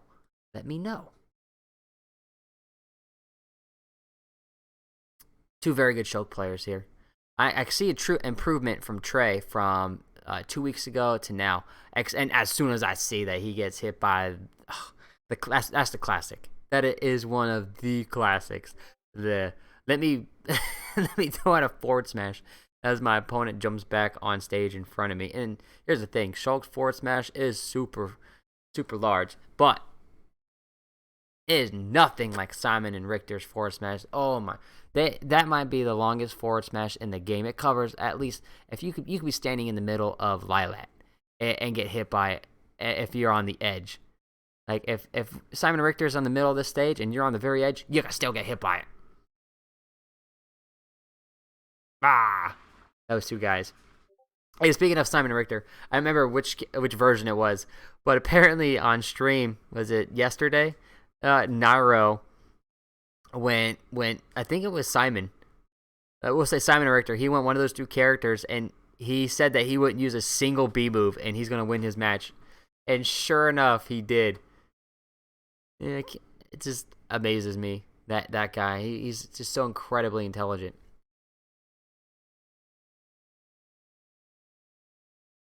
I was kind of disappointed in MVD though. I don't want to say disappointed in him, but in his placing.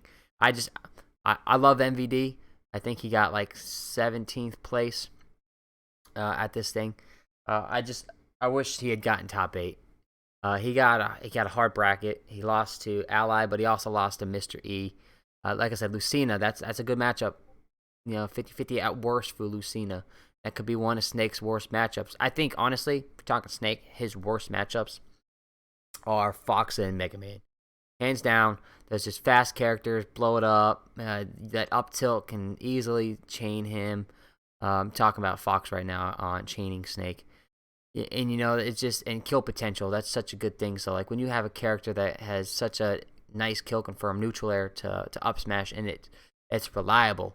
He can kill him at below 120. Like, he can hit Snake with between 110 and 115 with an up smash if it's fresh, and kill him. And not a lot of characters can say that they have that kind of move that's that reliable and consistent at killing, and that's part of the problem. And Mega Man honestly just disrupts Snake, and that leaf shield is so good. Just very disruptive against Snake, and getting in recovery. Oh, nice. Being able to beat out Snake's recovery. And Vidon will take it 3-1. Good for him. I lost my voice on day 2. Even though I had my megaphone, I got through all the brackets, guys. I got through all of it. And for real, I was talking to, after I ran brackets, I was walking around, and I was talking to people, and I seen Gatsu walk in. He was standing, he was watching, and just, contemplating. And so I walked up to Gatsu, because I've known Gatsu for a long time. A long, long time. And he's just such a good guy. And we've been friends for a while, and I just got nothing but nice things to say about Gatsu. I was talking to him, and it was funny because he told me, he's like, I have a winnable bracket. I was like, what do you mean you have a winnable bracket? You should be able to win anything, Gatsu. You're good. Like, you should have, like, anybody you play, you have a chance to beat. And he was telling me he plays Wizzy. And if he beats Wizzy, then he has H-Box. You can do this, man. You can do this. You can do this. Like, it's possible. Like, and so when he got up on stream to play Wizzy that same day, and this is to make top 8 on the winner's side, it went to game 5. And let me tell you something. I was in the back, and I started the Gatsu. I can't tell you. I started 2 Gatsu chants, one in game 3, and then in game 5, I started another Gatsu chant, and then when he got Wizzy to 1 stock, I started the one more stock, and then I started over again, Gatsu,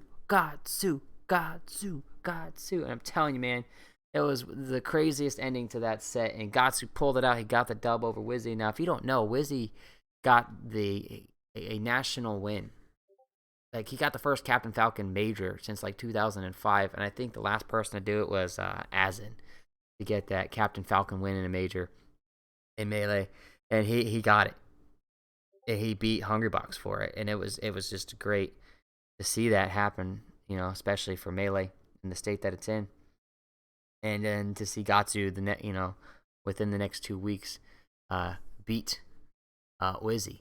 That was just phenomenal. It was a lot of fun, but I lost my voice cheering for him, and you can still kind of hear it out. Honestly, the reverb in my voice. I can only talk for so long these days.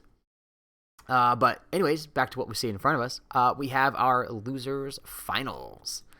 This would be a best of 5. We have Blue Flash from Leonard versus Trey from Plant City. And this would be exciting. I love seeing Snake, especially versus a swordy character. That's never what you want to see with Snake, but at least he didn't die. He's got that C4 recovery, but he did take damage for missing. Oh, so he hits the counter on the Nikita, and he hit Snake with it, but then he took the mortar for it. So it's kind of an even trade in the end. If anything, it's better for Snake because he can just Snake can tank that damage. And even though Shulk can tank it with that shield Monado, that only lasts for so long. Where Snake, he's always in a perpetual state of fatness. But you know what, Trey evened it up right away there. He hit him with that back air with that shield Monado, and that'll kill like 90% on Snake that close to the edge. That shield Monado is just something else. Hey, something else I saw this weekend with the Shulk. When I'm telling you guys I played a good Shulk, right? The Buster Monado doesn't have as much knockback, right? It has more percentage, but it doesn't have as much knockback, which is one of those trades that you do. So something I saw was, let's see, what did the Shulk do?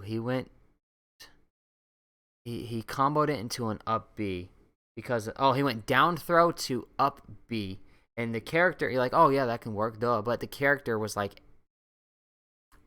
80-90%, I want to say, at the start of the grab. And so I was like, oh, are you going to forward throw? And nope. So I wasn't playing the Shulk at the moment. I was off the TV. I was watching the match. And this was a Shulk that I was playing. Let's remember that. So I was watching him play this, and then down throw to up B at like 90%. That works with the Buster Monado. And he turned to me. He's like, yeah, that works. I was like, I never knew this. And there's just so many things with Shulk that I just hadn't known before. I think this character has so much untapped potential that you're starting to see. And really, the Japanese are doing a great job at representing this character. I didn't see too many Shulks place at this thing. I think the highest placing Shulk that I saw at CEO, get this, was Salem. Yeah, Salem used Shulk and Peach at this tournament. And, if you don't know Salem's been using a lot of Snake lately. He started with Link. Oh, nice forward smash there. And if he wasn't in his shield Monado, that would have killed him. But yeah, Salem used Shulk. And he actually, did he beat? No, he went to game 3 versus Sam Sora, but he messed up. He landed on Sam Sora's shield with his forward air while he had his smash Monado out. and he was at like 90 to 110%. But here's the thing, Peach's back throw can kill, and while you're in Shield Monado, it was game at that point, and that was game 3, and Salem lost that one. So that was just, it shows that even the pros, for how good they are, even they mess up like that, where they input wrong or they don't do a cross up right. They land on a shield with a particular move that has a lot of lag on it, hit lag. It has a lot of recovery frames.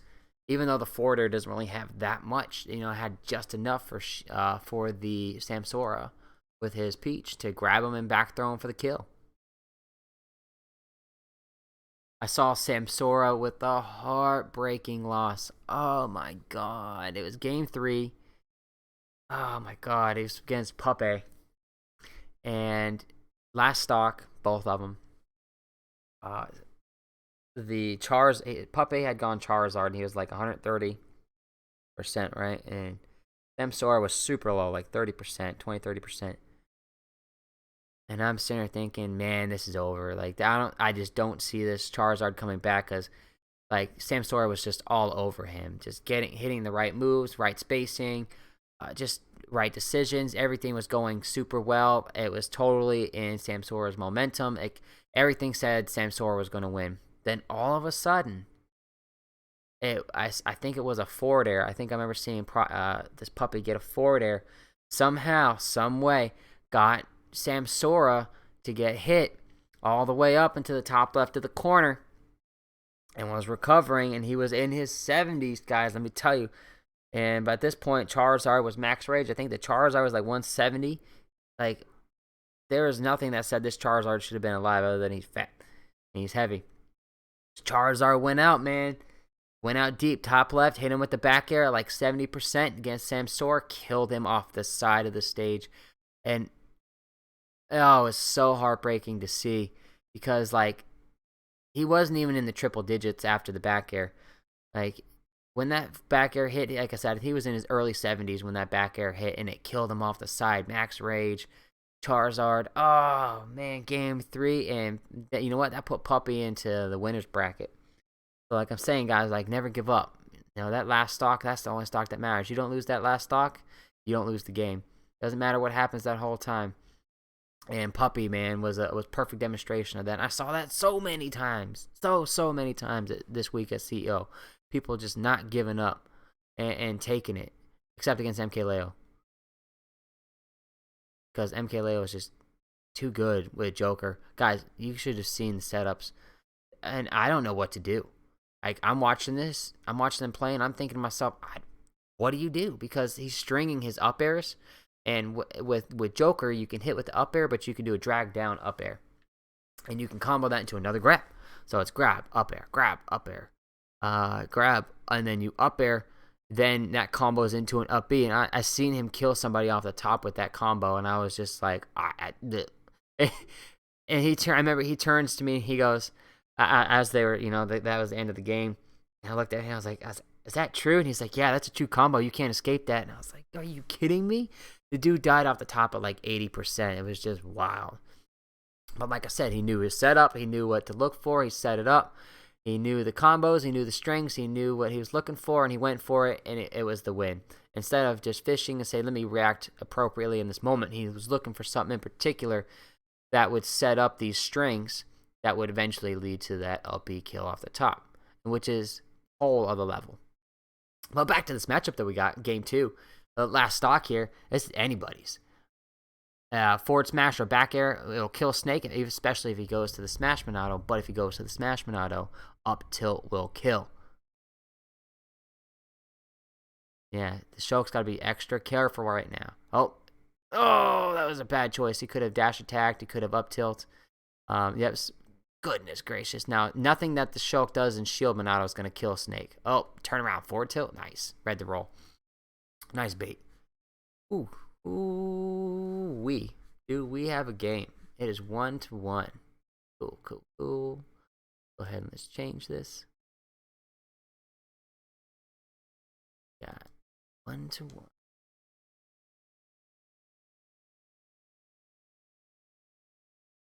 thank you for joining us tonight. If you're paying attention, this is the Summer Smash League for HCPS. This is week 4. Every week we have players compete for top 8. Top 8 earns you points. Points get you into the top 8 bracket at the end of the Summer League that will be held in the first week of August. Top 8 will compete for a championship, and we will dub a championship winner.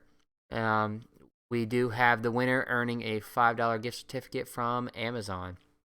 Last week's winner was Vidon. He's currently waiting on the winner's side of grand finals against the winner of this match, Blue Flash versus Trey. And here's the thing. Vidon put both of these gentlemen into losers. 4th place was Prodigy. Prodigy was double eliminated by Blue Flash. So we might see a couple double eliminations today, ladies and gentlemen. Well, I mean, no matter what, you're gonna see the rematch going on. So maybe one of them can beat Vidon. Looks like we do got some spike here in the Wi-Fi. Now here's the thing: we are in Florida, and it is always possible that it can rain and storm out there right now. I don't know, because like tomorrow's the 4th of July. And people are already setting off fireworks, so I can't tell if that's thunder or that's just people popping off with their fireworks out there with them rockets. Or if it's the snakes grenades, man. I don't know. Oh, what happened to our music? Man, I've been sitting here this whole time talking without this music playing. There we go. Let's put that bad boy back on. We do have a fairly even match going on right now. 2 stocks apiece. I don't care what anybody says. As long as Snake has the same stocks as you and he's only like within a 30% differential, man, it's always possible.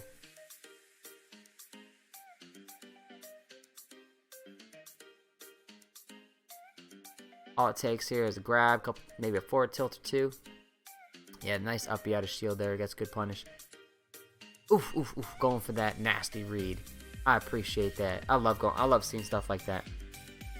So when Snake forward smashes your shield, oddly enough, if it hits your shield, it has a ton of shield stun, and it is very easy to spot dodge afterwards or throw out a forward tilt or down tilt if they're far enough away. And if they don't have that long, quick acting poke.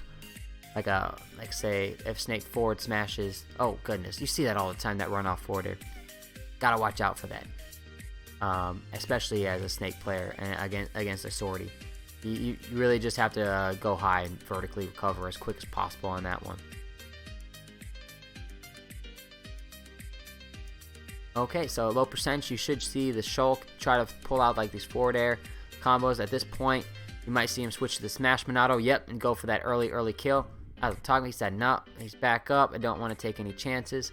You might see him go to the Jump Monado or the Speed Monado if it's back up. If I was Shulk, I would go for the Speed Monado and try to get this Snake off stage. And try to keep him off there. And if the Speed Monado is quick, it's hard to punish that Snake. And a Snake, just pop some grenades, get some damage in, play around him. Know that he's going to forward air your shield. And when he's in his shield Monado, just grab him, throw him off. Just like what you saw there. Don't really go for the kill. That might blow up the grenade. Yes, indeed it does. Oh, he staggered it, but that was the wrong time to stagger. Okay, so back air or up B will kill. I was going to say anything is going to kill at this point. That's when you really got to stagger that move. Maybe forward tilt in the shield, you bait out that up B from Shulk there, because it had, you had seen that before. You had seen that Trey was able to pull that out. And so that was one of those moments where you're like, you know what, maybe I can bait it by hitting his shield and then faking a miss or a whiff or hit on shield and then backing out. So we call that a footsie, right? So that was a perfect moment for a footsie right there. But Trey will take the lead now. He's up 2-1, so good for Trey.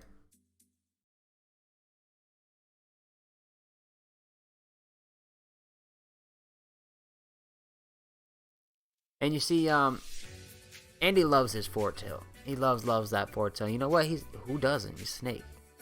He does a great job with it. Honestly, he throws out that forward tilt and he hits a lot of punishes with it. He's also good with that parry. I'm telling you, man, if he just learned how to stagger just a little bit, and really just incorporated that into it, give himself some variability, he'd be a lot scarier.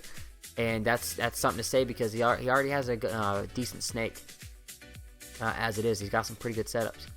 You can tell that he's been working on it a lot. Oh, nice side B there by Trey. Oh man, just barely missed that run off forward air. Oh, nice forward smash there. Not gonna kill at that percentage because you're that far. You have a lot of distance between you and the edge. Reading the roll. It didn't happen, but that's okay. Oh my goodness, the setup there by the snake. Nice, nice, nice. Oh, okay, so I taught him that. Nice, just he knew he was gonna roll. Most people want to go for that center stage up B forward smash. Nope. I wonder if he had up B. Oh my goodness, that's gonna kill. Yeah. Yeah, I wonder if he had gone for that up B out of shield instead of that forward smash, so that would have killed. Thank goodness though for Trey that didn't really cause too much of an issue, because he got the kill immediately after that. I would like to see Blue Flash go for that random forward air kill. Trey put himself into a bad position there by going down for that second up B off the edge. That he was vulnerable. So when you grab the edge, and if you don't touch the stage, if you drop off and grab the edge again, you are 100% vulnerable. You do not have any invincibility. So if you see that happen, you got to know your character's move. That is your punish tool for that. So like for Snake, if somebody's doing that, I'm telling you, down smash. That's the perfect move for that punish there. For Shulk, it could be a down tilt. Or could be an angled forward smash. That might be even better because you got that range on that forward smash, and that tip can be on that edge. So it's perfect. Nice side B read there by Trey. It looks like Trey is starting to get a feel for how Andy's the Blue Flash is playing. Getting him into awkward positions, getting that nice kill set up using his Monados properly. I wonder if he's going to change the shield. As I say it, he changes over to shield. So he's going to go for those. Yep, that should kill. But say should, but it doesn't. A down throw from Snake will kill here if he gets it. If he can chain it into that up tilt.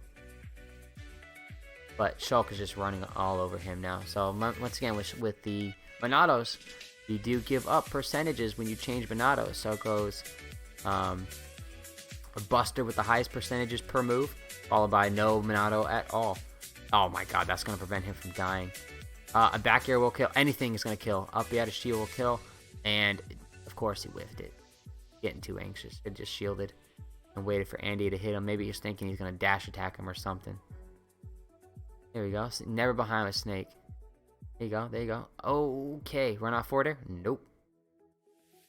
There you go. Okay. It's not going to kill. Okay. Shield's over. Yep. Not going to kill you. This is where you got to get some damage. You got to go in. You can't be afraid of Shulk at this moment. If I was Shulk, I'd bust out a shield Monado. As I say it, he's doing it. It might even be worth it to just play a little safe. Use your jump Monado to stay safe, and then wait for the smash Monado. But, he gets that nice bait. He fakes a jump in. He jumps out. Snake threw out an attack. He missed, and as he's missing his attack, he's whiffing. He's dropping down with the back air, and he gets the kill.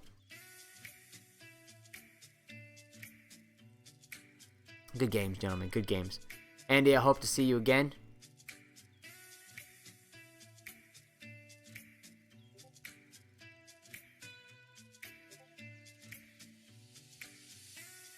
Trey does take it 3-1. Okay, Vidon, you are up, sir.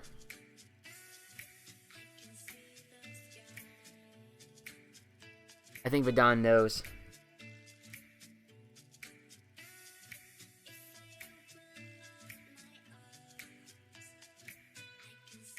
Okay, so Blue Flash is saying matchup experience. Yep, well, that's what this is for, right? That's what you play Wi-Fi for, to get that experience.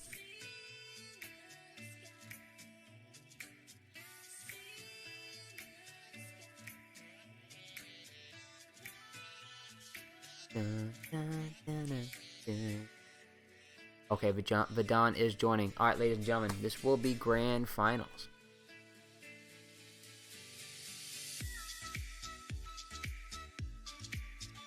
We're going to have Vidon versus Trey. We're going to have the run back. Don did knock Trey into losers. They played in winners finals.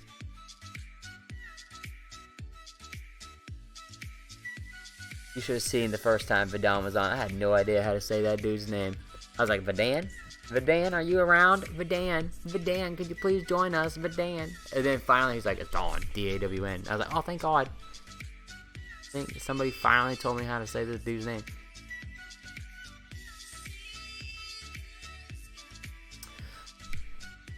And this is grand finals, ladies and gentlemen. Now, something else to remember. That if you're in grand finals and you are in double elimination, that you have to lose 2 sets. So, Vidon only has to win 1 match, or 1 set, whereas Trey, he has to win 2 sets. So that's a total of 6 games.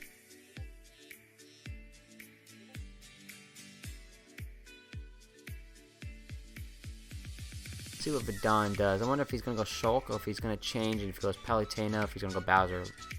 Week 3, he went Palutena against Trey, and he won.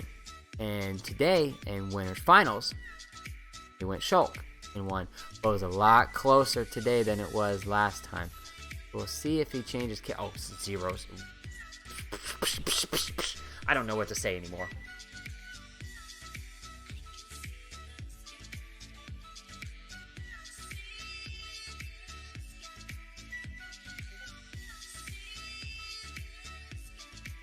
Alright, we have grand finals, ladies and gentlemen. Get excited.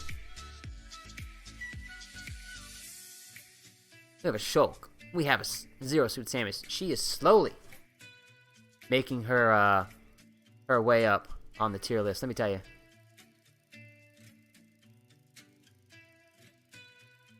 She's been getting these buffs over the past couple of patches. It's been great. It's great to see her get her stuff back. She doesn't have those up air strings that she used to in Ultimate. In Ultimate, she was freaking broken. It just didn't make it fun, especially having 2 stocks in Ultimate or Smash 4 rather. You know, having the 2 stocks and having everybody with the potential to 0 to death you with just silly things. Just it really ruined the game. Its potential. It maxed it out to a point. But they fixed that in this one with 3 stocks. They took out all those really stupid gimmicks that, you know, anybody could execute. And then Zero Suit here, she doesn't really have, you know, throw combos anymore. And a lot of people, you know, it's me included in the beginning, was like, listen, like, no throw combos anymore. Like, this is really, like, taking this character and made her trash. But, you know, they kind of, like, gave her moveset back, her quickness, her agility. And I mean, look, she's good. She's definitely an A-tier character.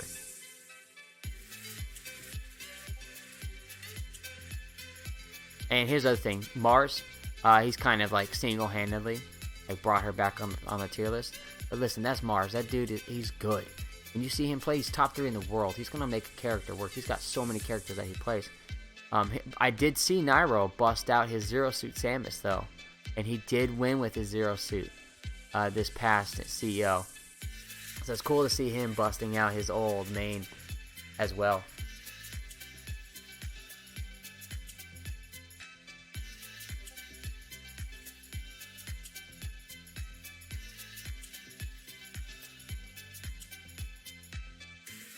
And Vidon does take the first stock.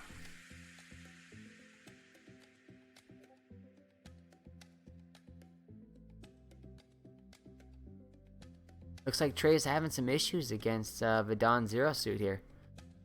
But here's the thing: Vidon knows these setups. He got he got Trey to whiff the up B. He got him to whiff it twice.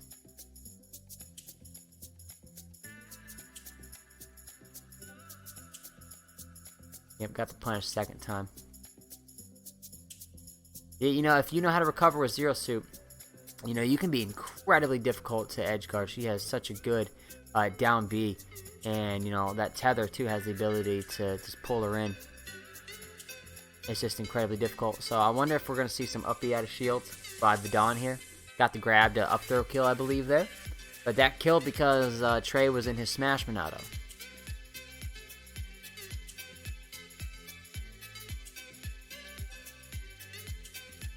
it's not gonna get this stage is one of the Kalos is one of the biggest stages in the rule set. It's like an FD. Usually see FD and Kalos band together. And honestly, I didn't see many matches played on this stage. I remember seeing Mars play on it. Really, the stages that I played the most on in this tournament, I played a lot on Town and City, Smashville. I played quite a few matches on, but man, Town City, that was probably one of the most played stages this whole tournament. Pokemon Stadium, not as much as it used to be. People are starting to see that it's good. You can extend combos on it. You got various characters that are very rangy type that have good zoning abilities. They love that stage. I saw a lot of Battlefield as well.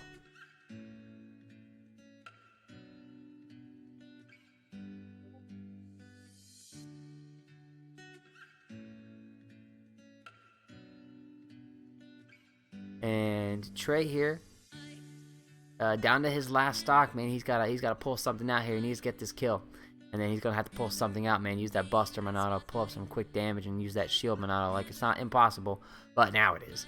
Vidon will take that first game. Very nice by Vidon. If you are still with us, thank you for watching and being a part of this. This is the HCPS Summer Tournament Grand Finals.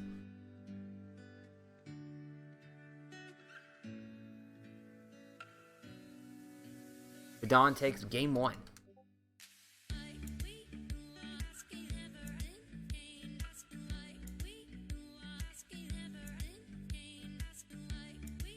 See if they want to change. Probably not. Trey's a Shulk main. Vidon and... Oh. Trey, as I say it, man, I'm just getting that commentator curse like crazy, man. Vidon says he's switching to Joker.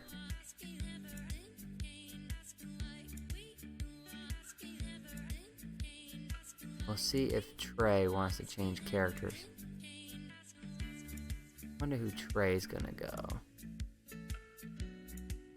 I know that Trey has other characters. Yep. Wow, Ken. Even Vidon's like, what are you doing? Yo, this would be interesting. I want to see how this goes. If you guys have never seen a Ken play, man, like, they're just pull up YouTube, pull up Twitter, type in Ken combos, Smash Ultimate, you're gonna see some crazy stuff. I mean, this guy just has some crazy combos, man, and 0 to death combos, and it's just nuts. But here's the deal: like, you gotta know, gotta have the tech skill for it. I was talking to somebody actually at CEO about Ken, you know, about viability, about moveset, and about one of my biggest issues with him is how he auto corrects. How he always faces his opponent. Oh my god. Oh, he got that kill, but he killed himself too with that up B. Oh, that hurts. That hurts. Dang, that was such a nice little combo there, went into the up B. Anyways, we were talking about the auto correcting for Ken and Ryu, and how, me personally, I need to be able to have my back to my opponent. It's part of my strategy, because I do a stutter step. I like to be able to stutter. I like to be able to stagger. I like to be able to use just stand with my back to you and do a back air. Not have to worry about doing a running pivot back air, per se. You see me do it with Snake. It's just so ingrained into my playing philosophy that I need it because I'm a Smash player. But you see, like, these Street Fighter people who come into the game and they'll say, oh yeah, you know, so I picked it up because of Ken or Ryu. And because I come from that community, and they even play with like a Smash hitbox, you know, like, which is almost like an arcade stick, and you see them do well. That's because they've never really, truly in those games, like, they've never really had to, you know, formulate strategies with backs to their opponents, so they're more readily able to adapt to this game than I am, and it shows in their play. And it was just interesting to see it from their perspective. You know, how close, ask them, you know, how they think, how close the gameplay mimics.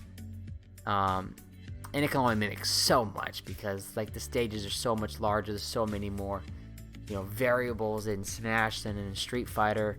You know, hitboxes are different, sizes of characters are different, and just everything's just so different. Even though ultimately the character might look the same, you know, with like the same inputs for Shoryuken and their Hadouken and stuff like that. I myself recently have gotten into MK11, and today was like the first day that I was able to sit down and actually play the game and like get a feel for characters. Like I just felt foreign to me. I bought it Sunday, downloaded it Monday, spent the day downloading it and changing, you know. Oh wow, see this is why Joker's crazy, because you get Arsene and it just changes the whole game. I feel like Ken capitalized so much harder with his punishes, but the Joker just, you know, pulled out the kills. I'll put Vidon up 2-0. Anyways, I was talking about MK11. That puts up Vidon 2-0, by the way. So Vidon wins this next game.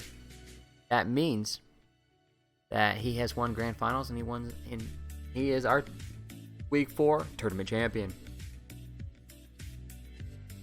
Okay, so let's see. Who is he going to this time? I wonder. I don't know. Bowser. I'm going to put my money on Bowser. Snake? Vidon. My brother.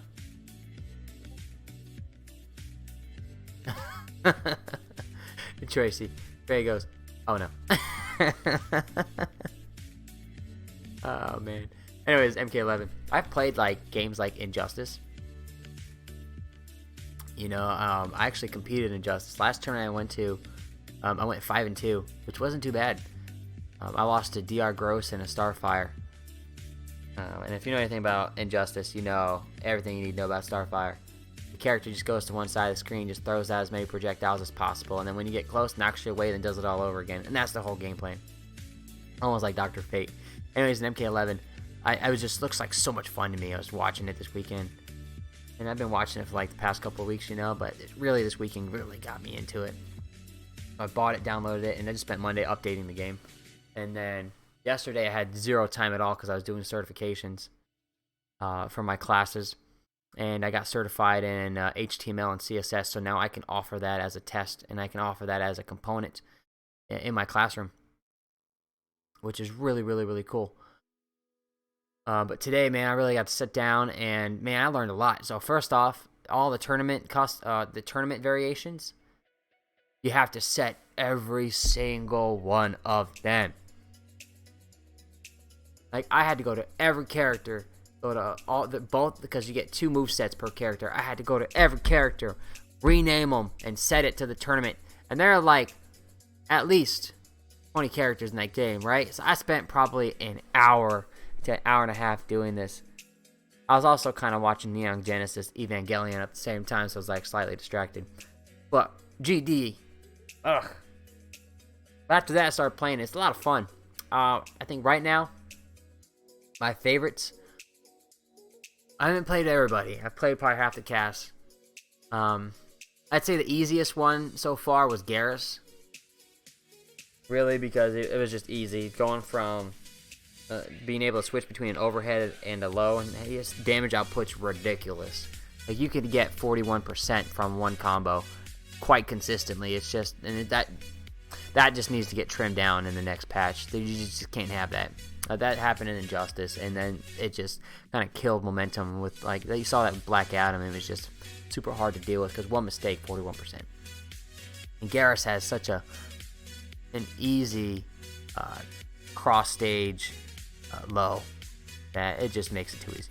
Other than Garrus, I'm not really, like I say, he was easy, but I really like Johnny Cage and Sonya Blade as a character. So I think I'm going to use those 2 characters so far. Who knows? I want to play a little bit more with Jackie Briggs. I really didn't get any practice with her in today. I played Scorpion, I played Sub-Zero. They were cool. But I really think Jackie Briggs is cool. I'm going to try her out.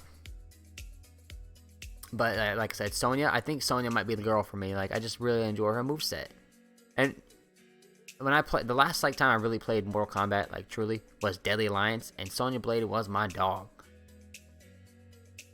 And I did not miss that, by the way. Vidon over there using C4 on himself to kill himself. We've all done it as Snake players. But he laid right on it. And as he laid on, I was like, no. Don't do it. Don't do it. Okay, are we going to see the kill here? Oh, no, what are you doing? I don't know what he's thinking. I don't know how that up B didn't kill either. That was a good up B. Every time, every person I played in CEO, I won a game against everybody in bracket, by the way. And when I won, every single person that I played banned Lilat on me. It was like, no,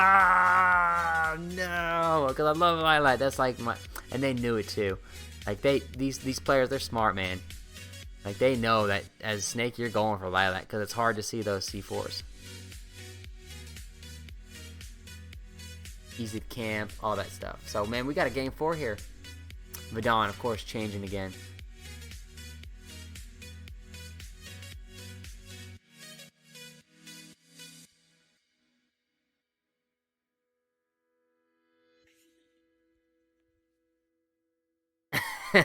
Blue Flash was like, bro, if you didn't beat that Snake, I'd be so salty. V, V, stop messing around, man. We all got things to do.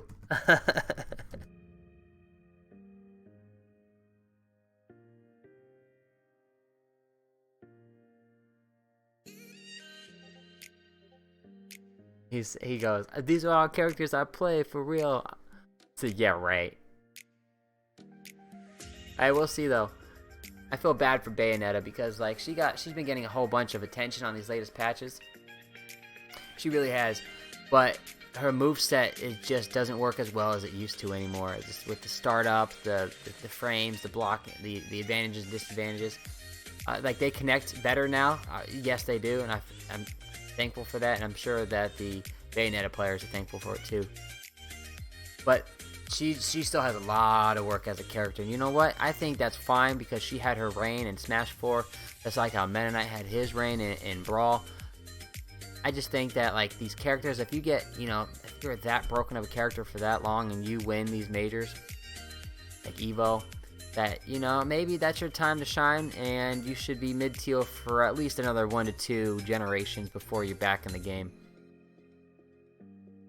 So she's right where she needs to be.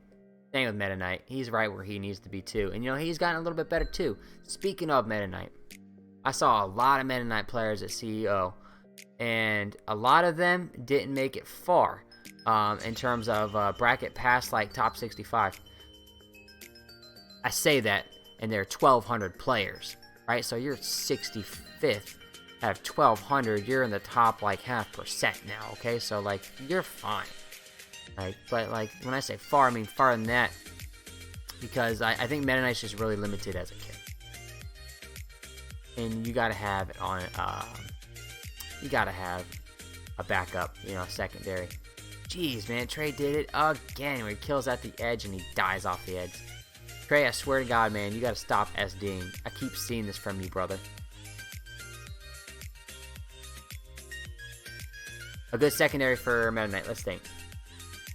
Inkling, because Inkling can cover a lot of your bad matchups. And if Meta Knight, really, you're gonna have to spend a lot of time with Meta Knight. It's one of those characters you almost have to solo main. I said almost. I said you don't solo main Meta Knight, but I said almost because you do have to dedicate a ton of time to learn all those little things. That means you need to have another character that doesn't need as much time. So that who else am I talking about? But Lucina. Lucina's a great complement to Meta Knight. Okay, guys, we got Ken with 2 wins in grand finals. I mean, what else do you want?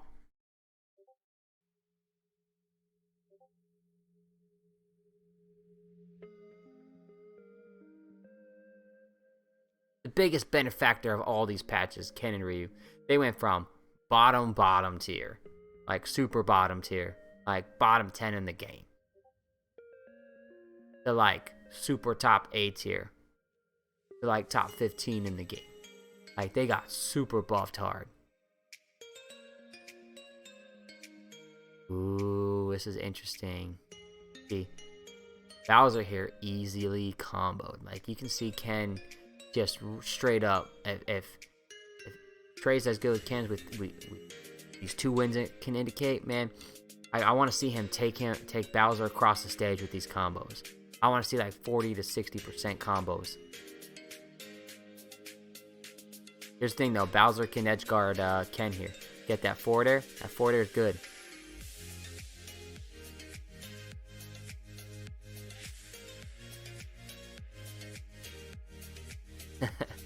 And here's the thing about Bowser. Bowser can get these kills with those side Bs, right? Oh.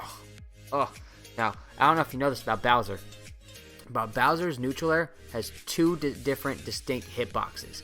One sends you into that perfect range where it's the second, it's the, let's see, bottom half. Yes, bottom half neutral air. If you get hit by it, as he's falling, it'll pop you up and he can get a combo out of it. So he can go neutral air to back air, neutral air to forward air, into most things, right? That are comboable at that point. But if you hit the top part of neutral air, it doesn't combo. It knocks him too far out. So be aware with Bowser. If you're going to get hit with neutral air, try to get hit with the top part. Don't get hit with the bottom part. Nice up B there, by the way, by Ken. We do have 2 stocks apiece. Grand Finals Game 5. If Ken wins this, that would be Trey. If he wins this, this will be a bracket reset. Vidon is in the winner's side.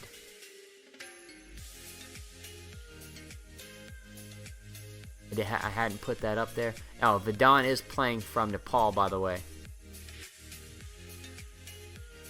Go ahead and let's put a W next to that name for you guys. Help you out.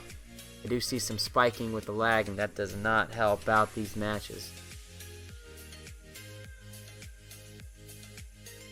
Okay. Yep, there's that forward air I was talking about. Forward tilt might kill. Oh. Okay. Run off forward air. No, let him return. I think that Bowser's looking for that side B kill. Wow, just enough spacing there to get him over that edge. I thought for sure he was going to take him with him. Yeah, he's going for that neutral air combo. Pop him up. See, there's that pop-up right there into that aerial combo. But Vidon didn't, either the Wi-Fi buffered that wrong for him and he performed a ground move, or he just chose wrong. Oh, that didn't kill because he DI'd into the stage. Excellent DI into that forward smash, man.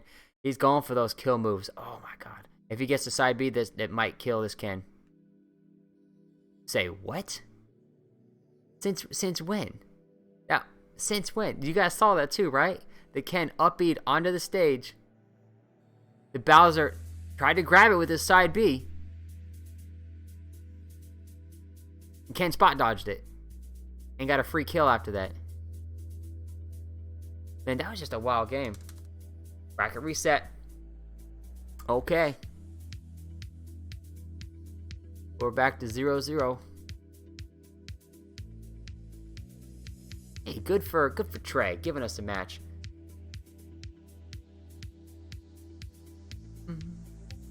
Go ahead and let's edit Vidon's name. They are both on the loser's side of the bracket now. Bada bing, bada boom, gentlemen.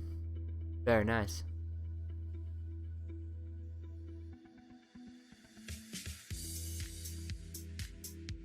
Oh yeah, now we're kicking. This music's perfect for a Wednesday night brawl festival. Thank you for joining us, the 6 of you that are on here right now. I appreciate it. Let me know what you think. Who do you think's gonna win this? You think Trey's gonna win this? You think Vidon's gonna win this?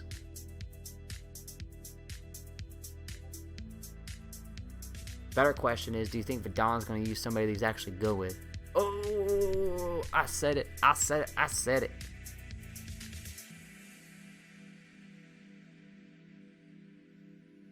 I'm just waiting for this to be over so that way I can go play some Mortal Kombat.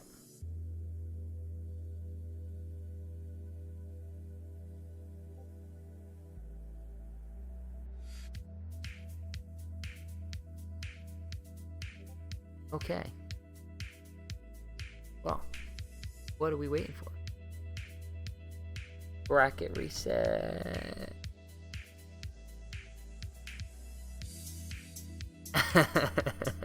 Apparently Trey's listening. I'm glad you guys are listening. Hope you guys are having fun tonight, hanging out, playing some Smash. Love the Ken, by the way. Good Ken there, Tracy.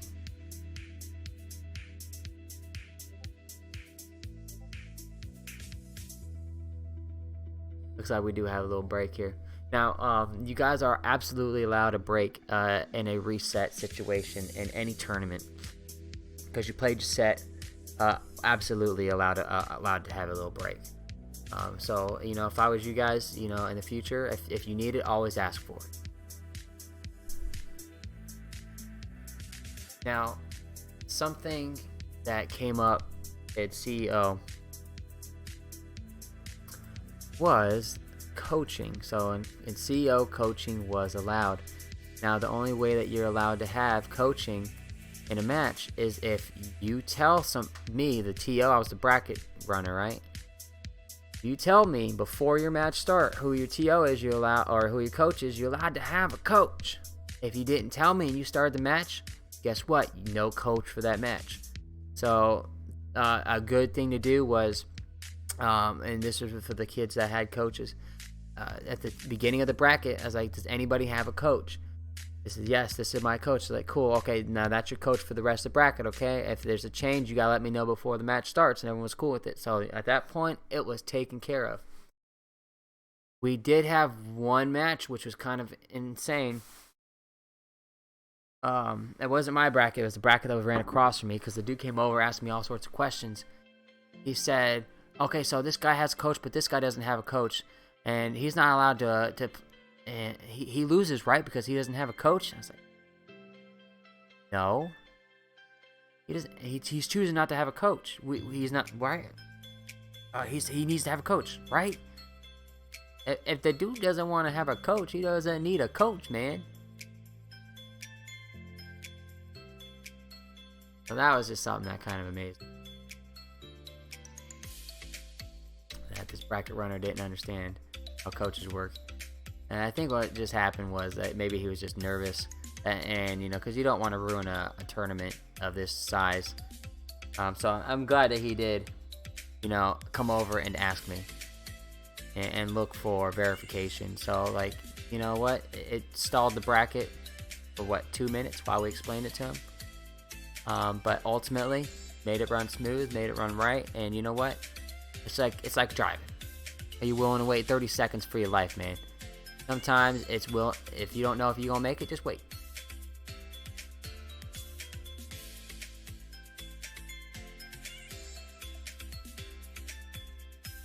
Man, Vidon's going deep there against that kill. Get the grab. Yep, back throw for kill. There you go.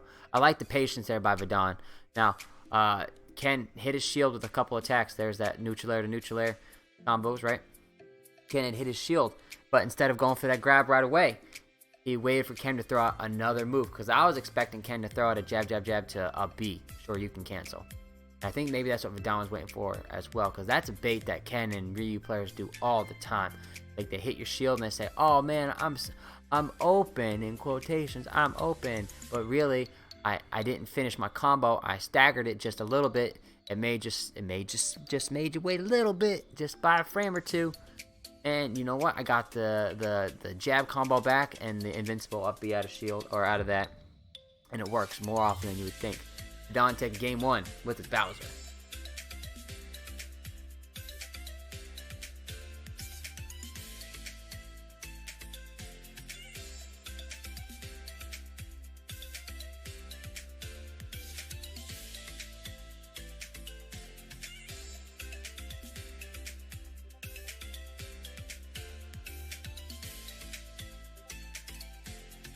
See, does Don want to stay?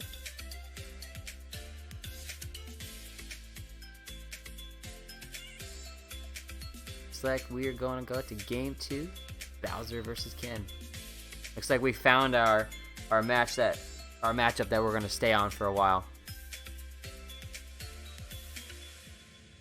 You guys finally figured out who they want to play against each other. These guys do play against each other more often than not. So, like, they are quite familiar with each other, both being Shulk mains as well. So they communicate. And listen, Bowser is no joke in this game. Heavies, Bowser being the heaviest character in all of Smash history, heaviest character of all time. That's nothing to laugh at, man, because he's hard to kill, man. And he's got kill potential. So what if he can, be comboed easily and is easy to hit? He can tank it. Okay, we got some lag going on here. It's okay, though. That's okay. Recovery. We're back. Oh, this does not look like it's going well for Trey on this one. Oh, what a jump read into down air. He went for it. Jesus.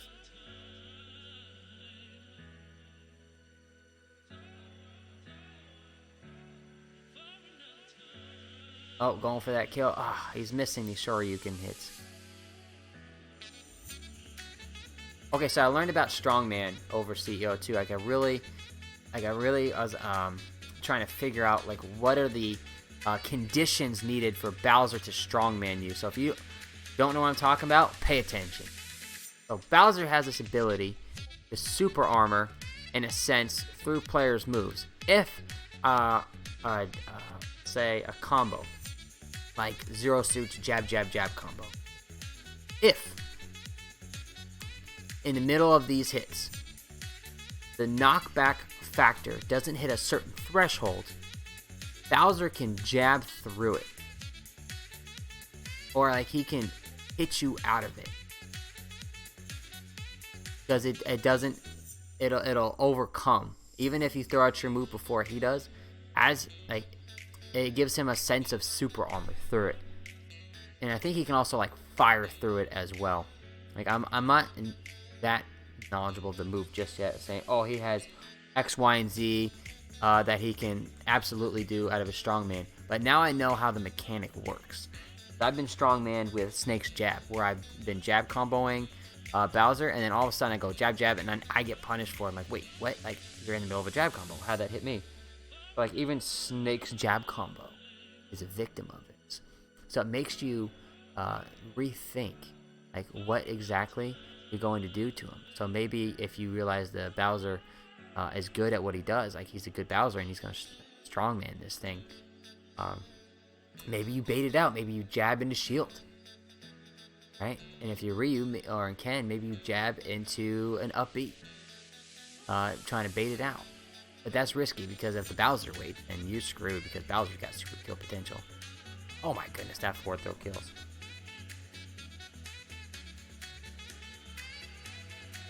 Looks like Verdon just turned up the heat on this second set. He just had to get his Bowser warmed up. That's all it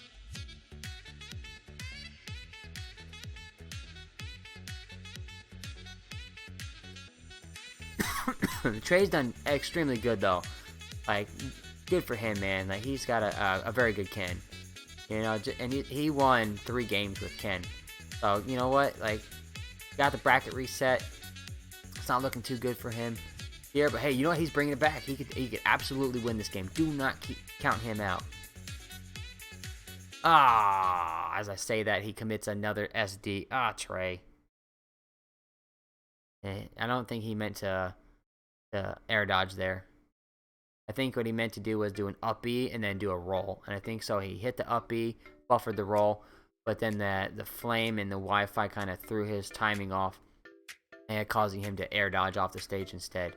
Nice spacing on that down smash there, just outside the range of Bowser's down B. Okay, Ken can easily bring this back. That's not going to kill yet. If he side B's into an up air, that'll kill him. Okay, let's see what he's got. Let's see what kind of combo he's got. 30%. There you go, 37%. This might kill. If he side B's, that'll kill him. Nope, good. He stopped for a second. This will kill him if he hits him with something. Oh, I didn't think that was the move he pulled. I didn't tech it into an up tilt, and it looks like Verdon will take it. 3-0. And he is our tournament champion, ladies and gentlemen. Good for Verdon.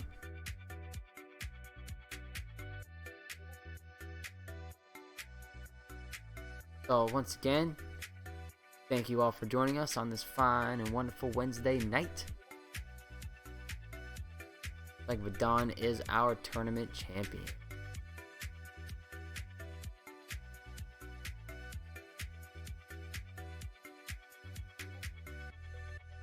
Make sure that the bracket accurately reflects what happened with the bracket reset.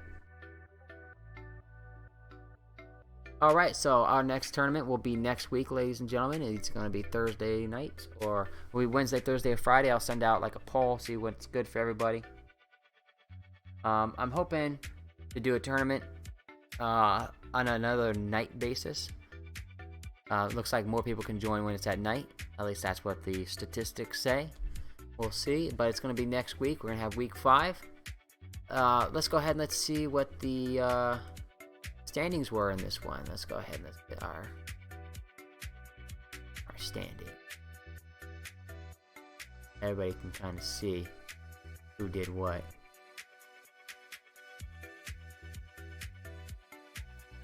Pull it up here in a second for you guys.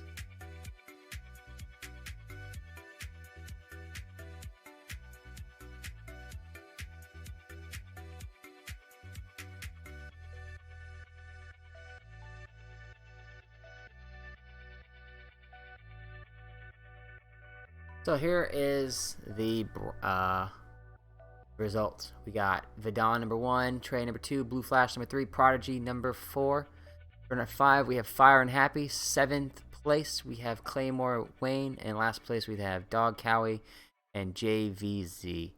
Thank you for guys for joining us. So once again, if you want to play, you got to join the server, the Discord server. You can talk to your club sponsor. They can send me a message. I'll send them the invitation, and you can join our Discord server, get all updates there.